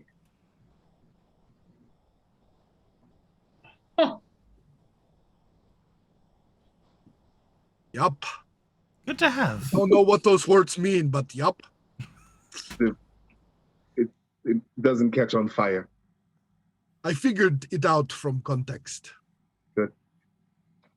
Good for you. I still don't understand. It's fine. I don't care. I don't even know what a pillow is. Oh, my you goodness. poor We thing. really need to get you into a town at some point. No, there's You know, if we but shaved there's so him, much we need to share with you, and we can do No, that if no when we shave. survive. No. Share with an R. No, Share. Avalon said shave. Avalon said He shave. said shave, not you, oldie. Oh, hey. I was No. only suggesting that perhaps there would be less animosity because he would look a bit more like something that people wouldn't immediately fear would devour them. I meant you no offense. Do you know what a wolverine looks like when it does not have fur? Yes, and no, which is no, terrifying. no. Less terrifying. Terrifying. Mm, Yes, I see your point. Maybe some brushings and braidings if he would like it, Oh, but no yes. shaving. Apologies.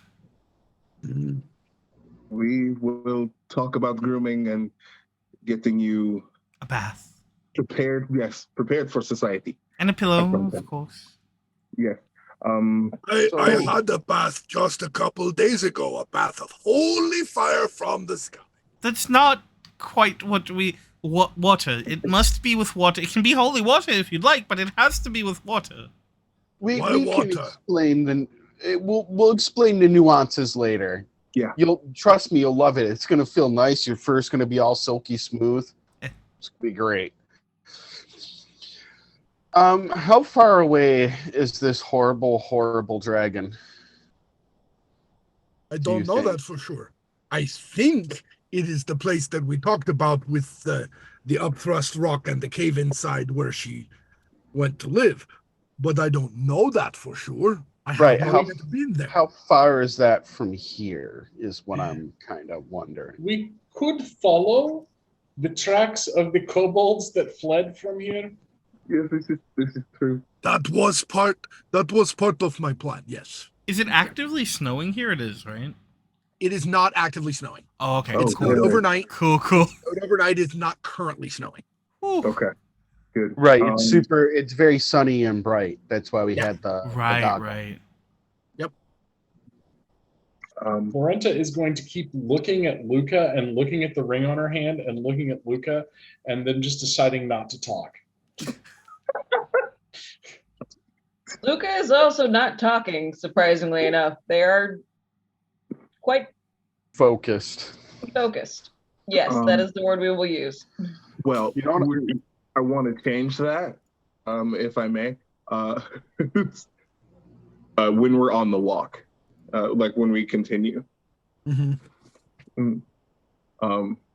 Cole is going to sort of trail back for a minute, just absently going, I actually need to ask Luca something of religious things, don't worry. And it's just going to trail to the back. Abellis will fall further back away from them because Abellis is traditionally in the back. So instead of like speeding up, he'll just sort of Giving them space. Yes, yeah, giving them No, space. because Luca starts moving back so that you're not in the back. I promise I won't get lost. Have your chat. It's not about you getting lost. It's about you getting hurt. They surprised us last time and it didn't do much. Yes, but okay, please, just if you could just ahead, just please. Speak for yourself. They hurt me. Well, that's because you were in the front. That's true.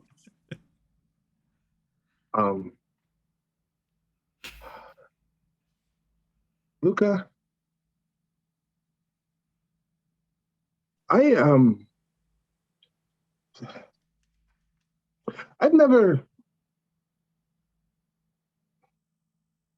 don't know what I'm doing, or what is happening, and you seem confident and sure, like you're apparently married to Florenta or something.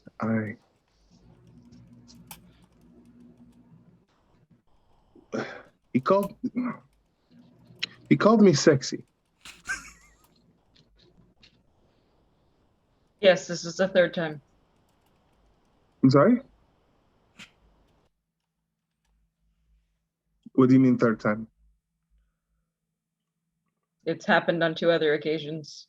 Each time you kind of check out.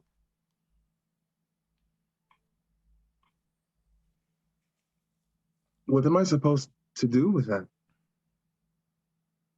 Respond. Process.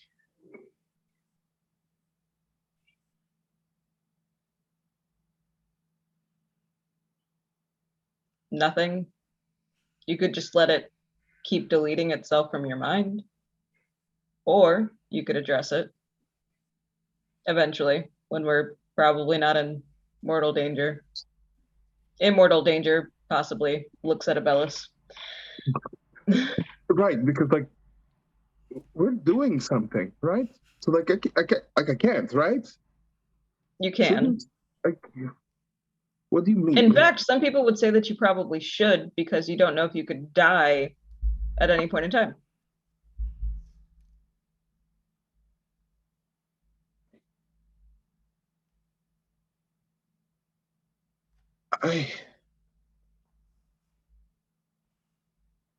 Okay. So just like do something.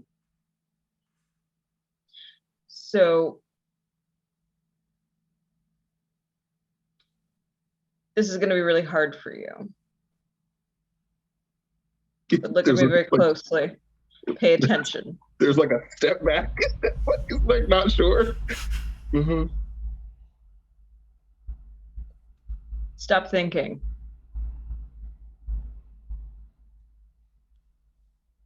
You're analyzing everything that's happening with you and with Oldie and with everything that's happening around us, and you're getting caught up in it. And eventually what's going to happen with all of this is it's going to keep piling up until you keep forgetting things because there's too much. And then time will pass. And who knows, maybe feelings might change and you'll be too late.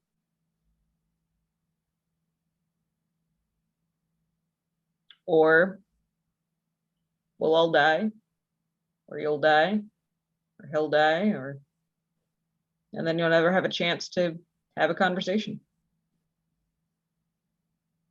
Regret is the dumbest emotion a person can have because it is the only emotion that a person can have that is completely within their control. You're in control over whether you ever feel regret. So don't let yourself feel it. Okay. Thank you. And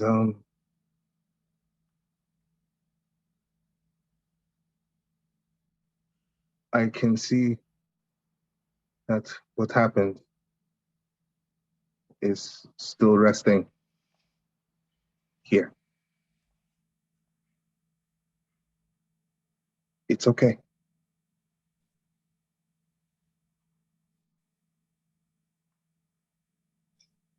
I keep telling them to run. So many never listen. It is not in their nature to. Just like it is in your nature to react the way you do.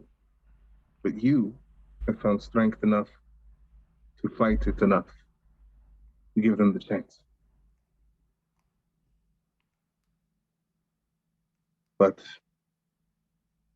you can only give them so many.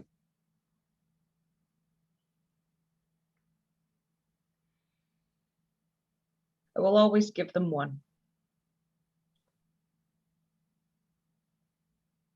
Says what someone gave me.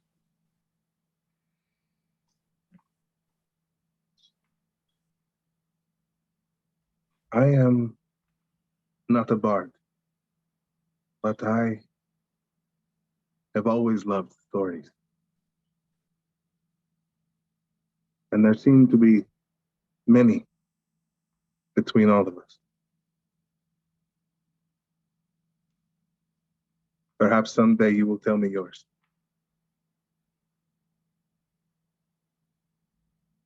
We'll have to have a conversation.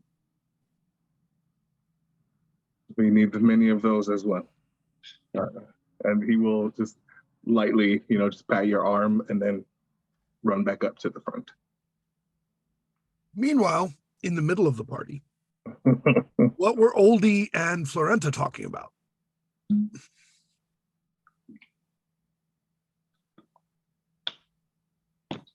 Having noticed, of course, that Cole dropped back to the back, but not necessarily able to overhear. No, they definitely didn't notice that. It's fine. For it being so cold, my ears are kind of burning. That might be frostbite. You could be losing your ears. It feels like a coal kind of heat. So I have a question for you, Oldie. You are old, right? I'm old? Yes, you have been around, a long time, right? Not exactly, but Well, how old are you?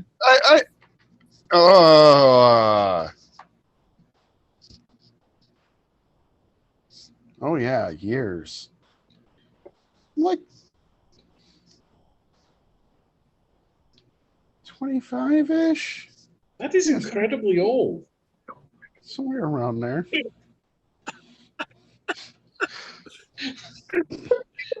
So you obviously have far more wisdom. So I have questions. Apparently, I do not know how Spartoi work, but I am married to one, apparently. Is this how this goes? I do not understand. I was supposed to marry some brainless boy from another castle. I was not supposed to marry a very nice-looking Spartoi, but how do they work? What are we supposed to do? What do we do now? You do what you want to do. Okay, like first of all, do you want to be married to Luca? Like, does that thought make you happy? Is that what this feeling is? Is this strange feeling of being sad that maybe Luca might die and kind of being happy when Luca is around? Is this the happiness? Is that what that is? Okay. So we're gonna pencil that in as a yes. I mean, used to I would just I don't know. I really feel like, you know how you talk to me and like Cole talks to Luca? I feel like you and Cole should talk to each other, because I feel like blind spots you both have would like the tunnel vision you both have would fill in some of the picture for each other, because you're going to understand things he doesn't, and he's going to understand things you don't. So he has tunnel vision because he is a dwarf, or is this? Okay, you know how like you've seen a lot and you've been around, but when it comes to this kind of stuff, you're a little, we'll say sheltered. Like your upbringing didn't exactly prepare you for relationships of your choice. That is accurate. Yes. Okay. Well, I mean, usually if I have any sort of kind relations, of a I pay for similar them. thing where he was not, socialized or taught quite like, the relationship stuff. Oh.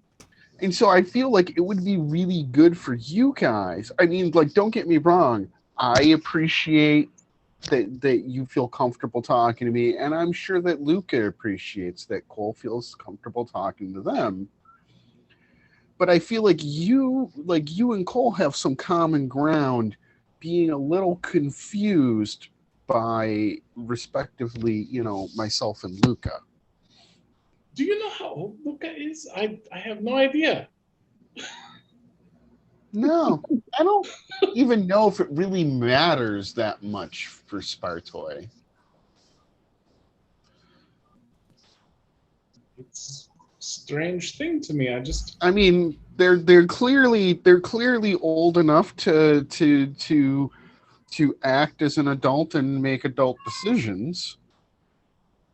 Whatever, not intimately familiar with the ins and outs of Spartoi life, but I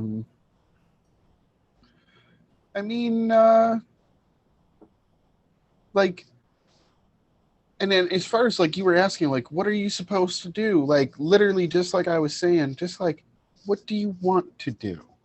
What do you two want to do as individuals and also together?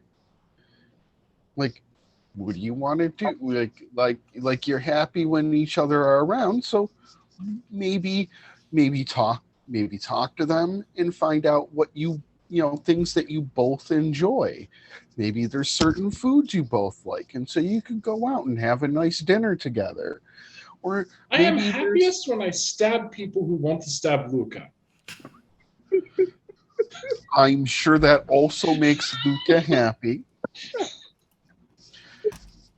I feel like we're all mutually supportive of feeling good when the other folks around us want to stab the people who want to stab us. I mean, doesn't it make you feel good when one of us but with stabs? Luca, it's special. I mean, I would stab someone who wanted to stab you, obviously, but with Luca, it's special. I just get a great deal of joy out of stabbing someone. It gives you like extra happiness. Extra happy, yes. Well, that very well could be love. But you don't need to put words on it. You just need to live that reality. Just live the feeling you have in your heart. And you don't have to worry about what you're supposed to do or what it's supposed to be called. Just live that feeling in your heart and do what makes you both happy. And that's all that matters. I will stay near Luca and stab those who want to stab them. Thank you, Oldie. You have been most helpful. And I will talk to Cole. Yeah, I feel like you two have common ground because Luca and I have some common ground in the way we approach things. And both you and Cole have that common ground in kind of liking it, but being deeply confused at times by it. And so I just feel like having a peer who understands that experience could be helpful for both of you. Thank you, Oldie. I appreciate your input. Absolutely. We're friends. I'm always here for you. It's about that time, of course, when Cole makes his way back to the front. Not looking. Fully not looking. You can't do that. Kerberos looks back over his shoulder at Oldie and Florenta, shakes his head, keeps on trucking. He's just a little bit behind Yvonne, who is, of course, following the tracks. Hey, don't shake your head, Spot. We're going to find somebody for you, too. He fully turns his head almost all the way around and is now walking backward, following Yvonne by sound. What? Yeah. Everybody needs some love. Everybody needs that joy. You deserve that joy too. You're my friend, and I want you to have that happiness. Well, first we've got to find a glut female. Then we have to convert the glut female. No big deal.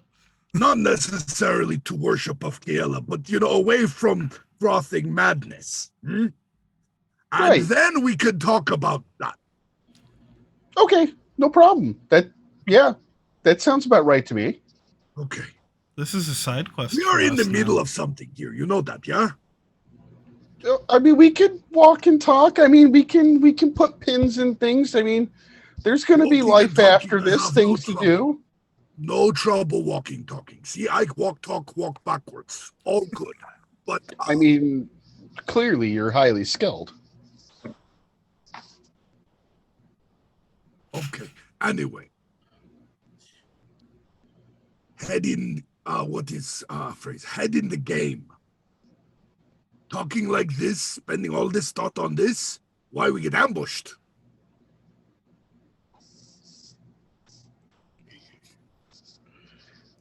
Gotta have something to live for. Living is for living. Living his own reason for living. You don't need, and he's not quiet at all, so anyone can hear what he says.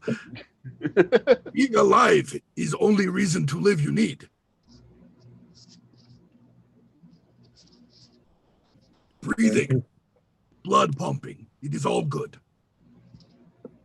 Yes, Del. So once Cole returns to his post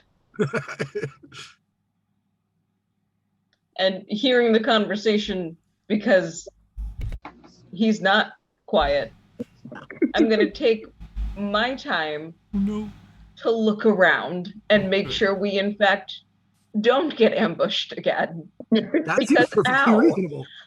Smart. Mm-hmm.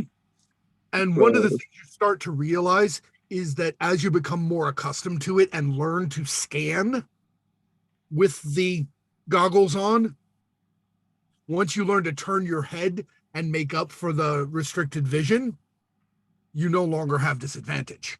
Nice. So that may be a hint you want to give to your friends. I mean, they're having such pleasant conversations, though. It's true. It's true. I'm going to start looking around as well, just because I need something to focus on anyway. Yes. So go ahead and roll perception. Yes. Yes, please. Florenta is going to work to hide. Just like, okay, that's enough togetherness. I'm out.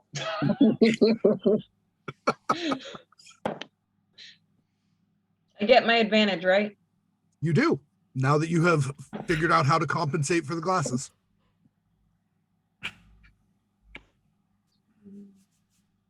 Oh boy, did I need it. That is a 22. Nice. Um, You do Yeah. recognize, you don't see any impending threats, but you do recognize a few spaces where it looks like an ambush might have been set up earlier, but it looks like when the three that fled from you guys went by, they told the others, and the others upped stakes and followed them.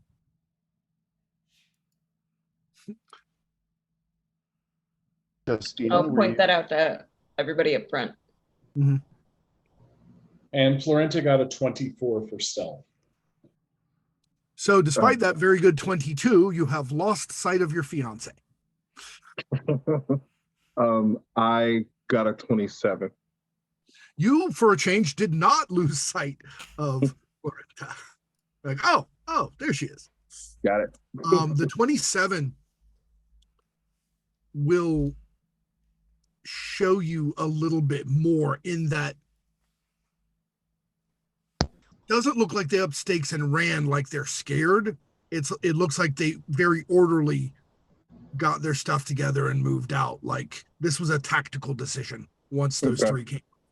Got it. And there were at the second ambush site looks like there were 14 or 15 of them. Okay. But given the story of what happened at the last one, they're like, okay, this isn't a big enough group. We don't have the power to stop them. So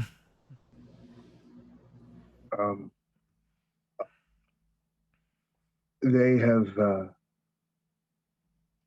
retreated, gotten more numbers. So just everyone be aware. They are prepared for us. And we for them. Indeed. Well, I hope we are this time. That was really unpleasant. Let's keep pressing forward, and maybe if we can make some double time, because we want them to have as little time to group as possible. That makes sense. Also, we really don't want to fight them at night if we can avoid it. They see better in the dark. And how far out do you think we are from our goal? Perhaps another mile and a half. It is a little more difficult to tell with the snow, but perhaps a mile and a half in these conditions, that is maybe half an hour. I think we'll leave it up to you as far as where we're going to be staying for the night, because I'm assuming you said it may take several days to get there. So then we want to make sure that you're picking out the spot that will be ideal, and we'll make sure that it's well guarded. Well, it may take several days to find them. The place that we're going to look first that I thought they might be at is only, like I say, about half an hour away now. Which means at any moment we could get, strafed by a dragon. If it's not... So how about we press forward, check out the place we thought that there might be a nest or some clues, and if there's not, at this point, try to find nearby crags or cave to take shelter for the night. Well, if the place that I am looking for is not where she has nested, then it will be a good place for us to hunker down. It would be safe in itself if she's not there. Okay. That's Right, there might be something else there, but we clear it out and it will be the safest spot to work from, because that's why I would have chosen it if I were her. Perfect. Let's press on then. And,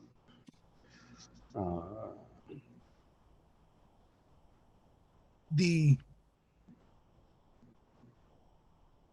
terrain as you move is becoming more rocky. The rocks are thrusting up through the snow in ways that you can see.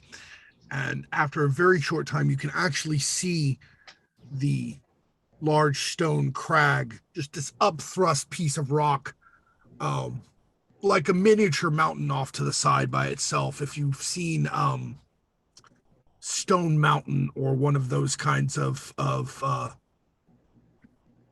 big rocks in Georgia, or similar big rocks in the Appalachians in general. And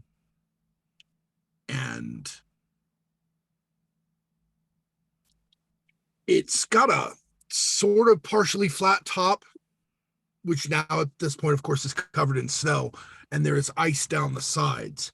But he points out that around the other side is where the entryway is, on the north side of the rock. So we shall have to be very careful as we're approaching it. If I am right, and it is where they are laired, then they will probably be ready along the ridges there, because there is a dip before the top that they could be using it as sort of a natural battlement. Yes, Rev. So I can do a thing. Luca and Cole, you're not going to like it. But I have a way to get out quick if necessary. But I can make myself look like one of them kobolds and walk down and then, look to see if there's signs of activity or anything up on the ridge. Can you speak like them? They won't automatically murder ball me because I look like a kobold. Can you speak like them?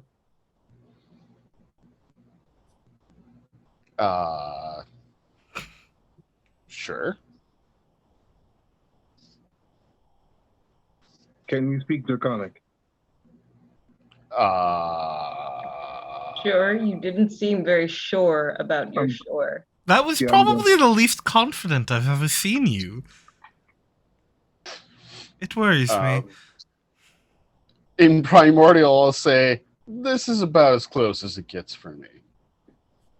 In Primordial, Cole will respond, that's not close enough. Yeah, I will point out that for those of you who don't speak Primordial does not sound anything like Draconic. Draconic has the sibilance and the growl to it. Primordial, depending on what dialect it sounds like, can sound liquid, it can sound grating, it can sound whispery, but it never has that that you get out of Draconic. Yeah, Luca just... No. So, I'm going to say no on that. Thank you very much, though. It was half of a good plan. Yes, but we need a whole good plan. Would I scout ahead?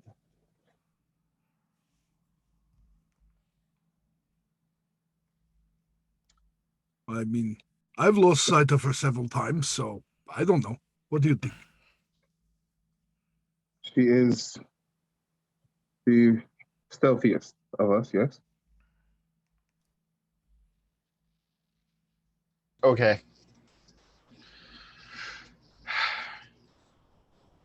Can you hide your smell?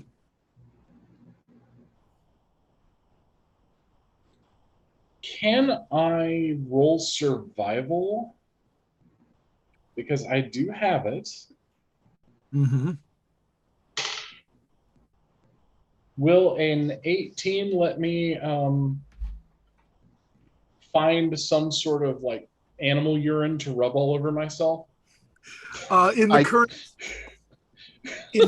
environment, because of the cold, it will not. Oh, I can make you scentless for an hour. that will work. We can have Kerberos do a sniff Oh, check. no, I'd have to go with you. Or wait. Can you leave the range of a prestidigitation? Does the prestidigitation have to stay within your range to last for the It hour? has to. Yeah, Nice.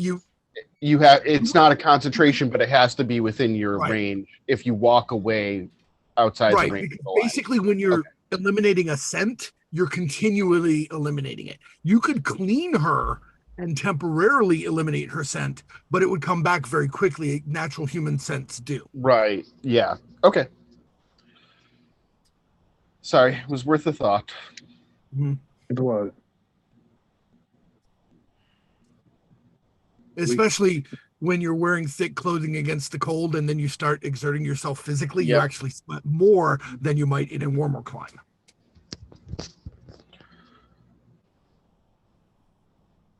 We could just wait. Go in together. Or I'm sure that Florenta would be okay. Well, the only, I hate to say it, but the furry one has a point.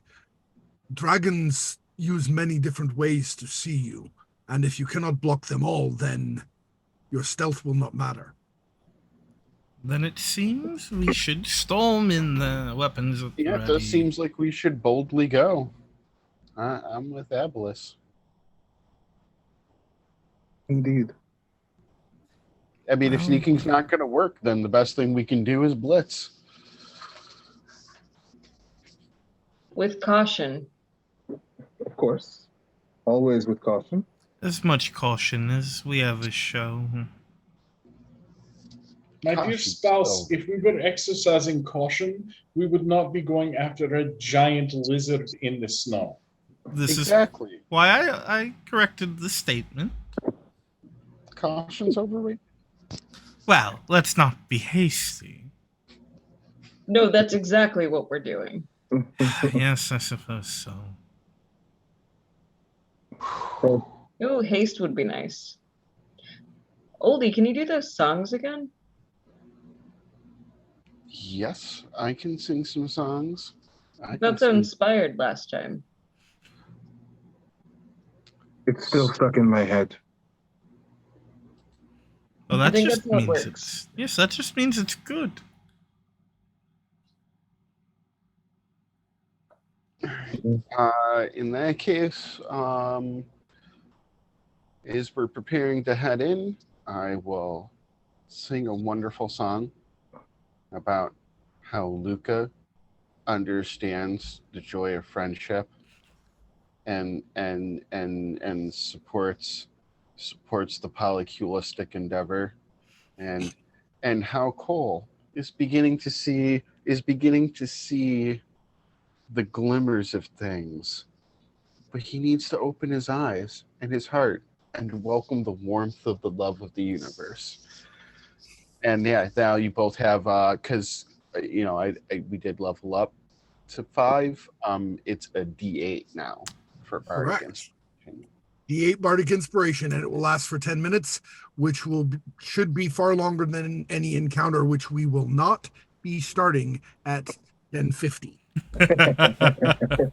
Yeah, it seems But fair. I figure our two meaty shields could use some boosties if we're gonna Sure. get ambushed, which we probably are.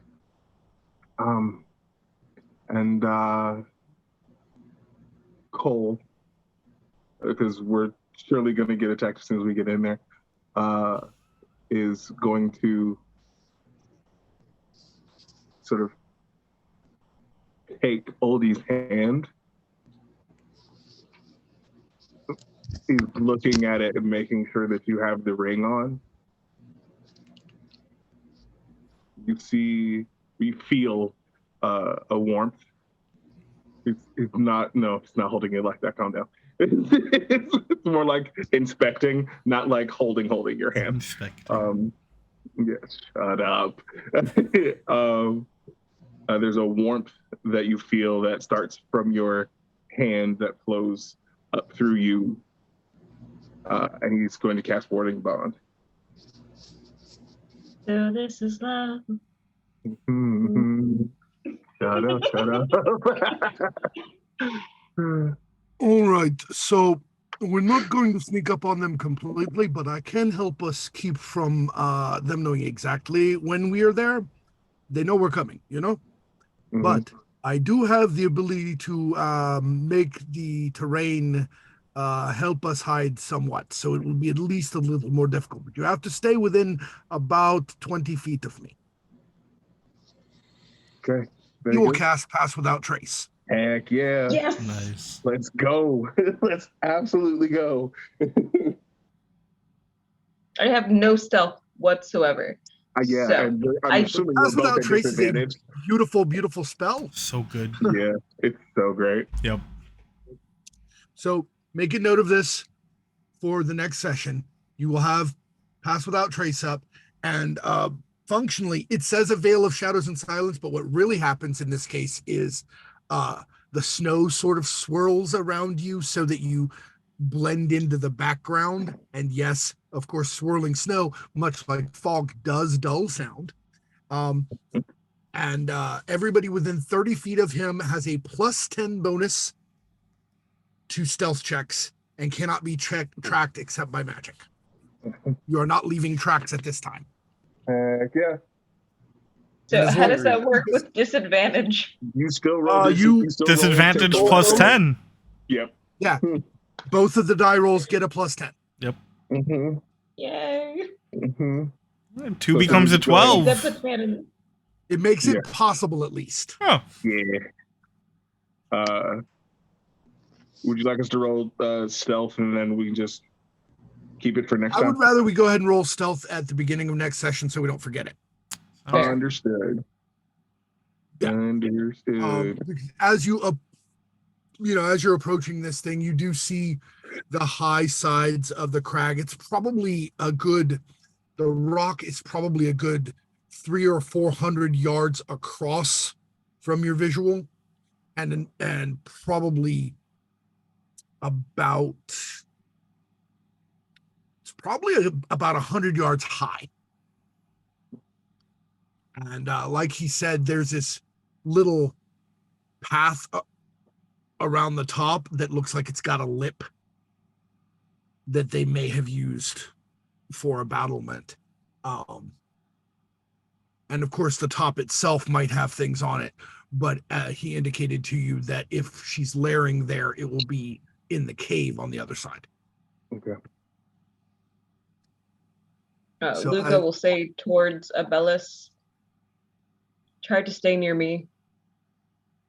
If possible, I would like to deflect something that comes near you. Oh. Same with Oldie. I'm happy to stay by your side. I will say that there are times, if the dragon comes out, do not clump up. Well, that's different. I'm referring to kobolds and dragonborn. That's the problem. Is the dragon will probably be smart and have the kobolds and dragonborn come out to get you to clump up and then come out and breathe. Good to know. The problem with fighting dragons, unlike fighting other monsters, unlike fighting a lot of things, is they're very powerful and very smart.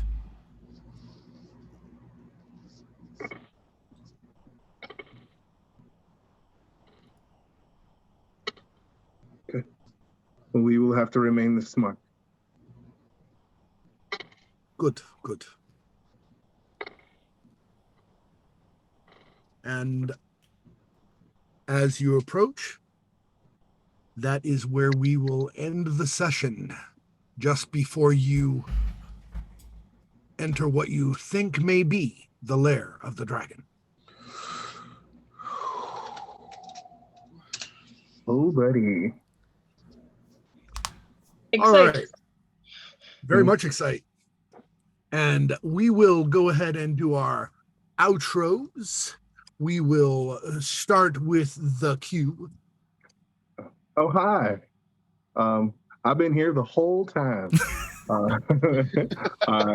I'm Q, played Colding in the 80s. Still a very confused boy, but, just out here trying his best. You can find me on Twitter at Dorian_Black. I'm other places, but I don't know about it. It's just mostly Twitter. Yeah, having a great time, having fun. Thank you again, as always, for having me. Rev. Hi, I'm Rev. I write the games for Thought Police. You can find us on Twitter at _Thought Police. And just having a wonderful time. The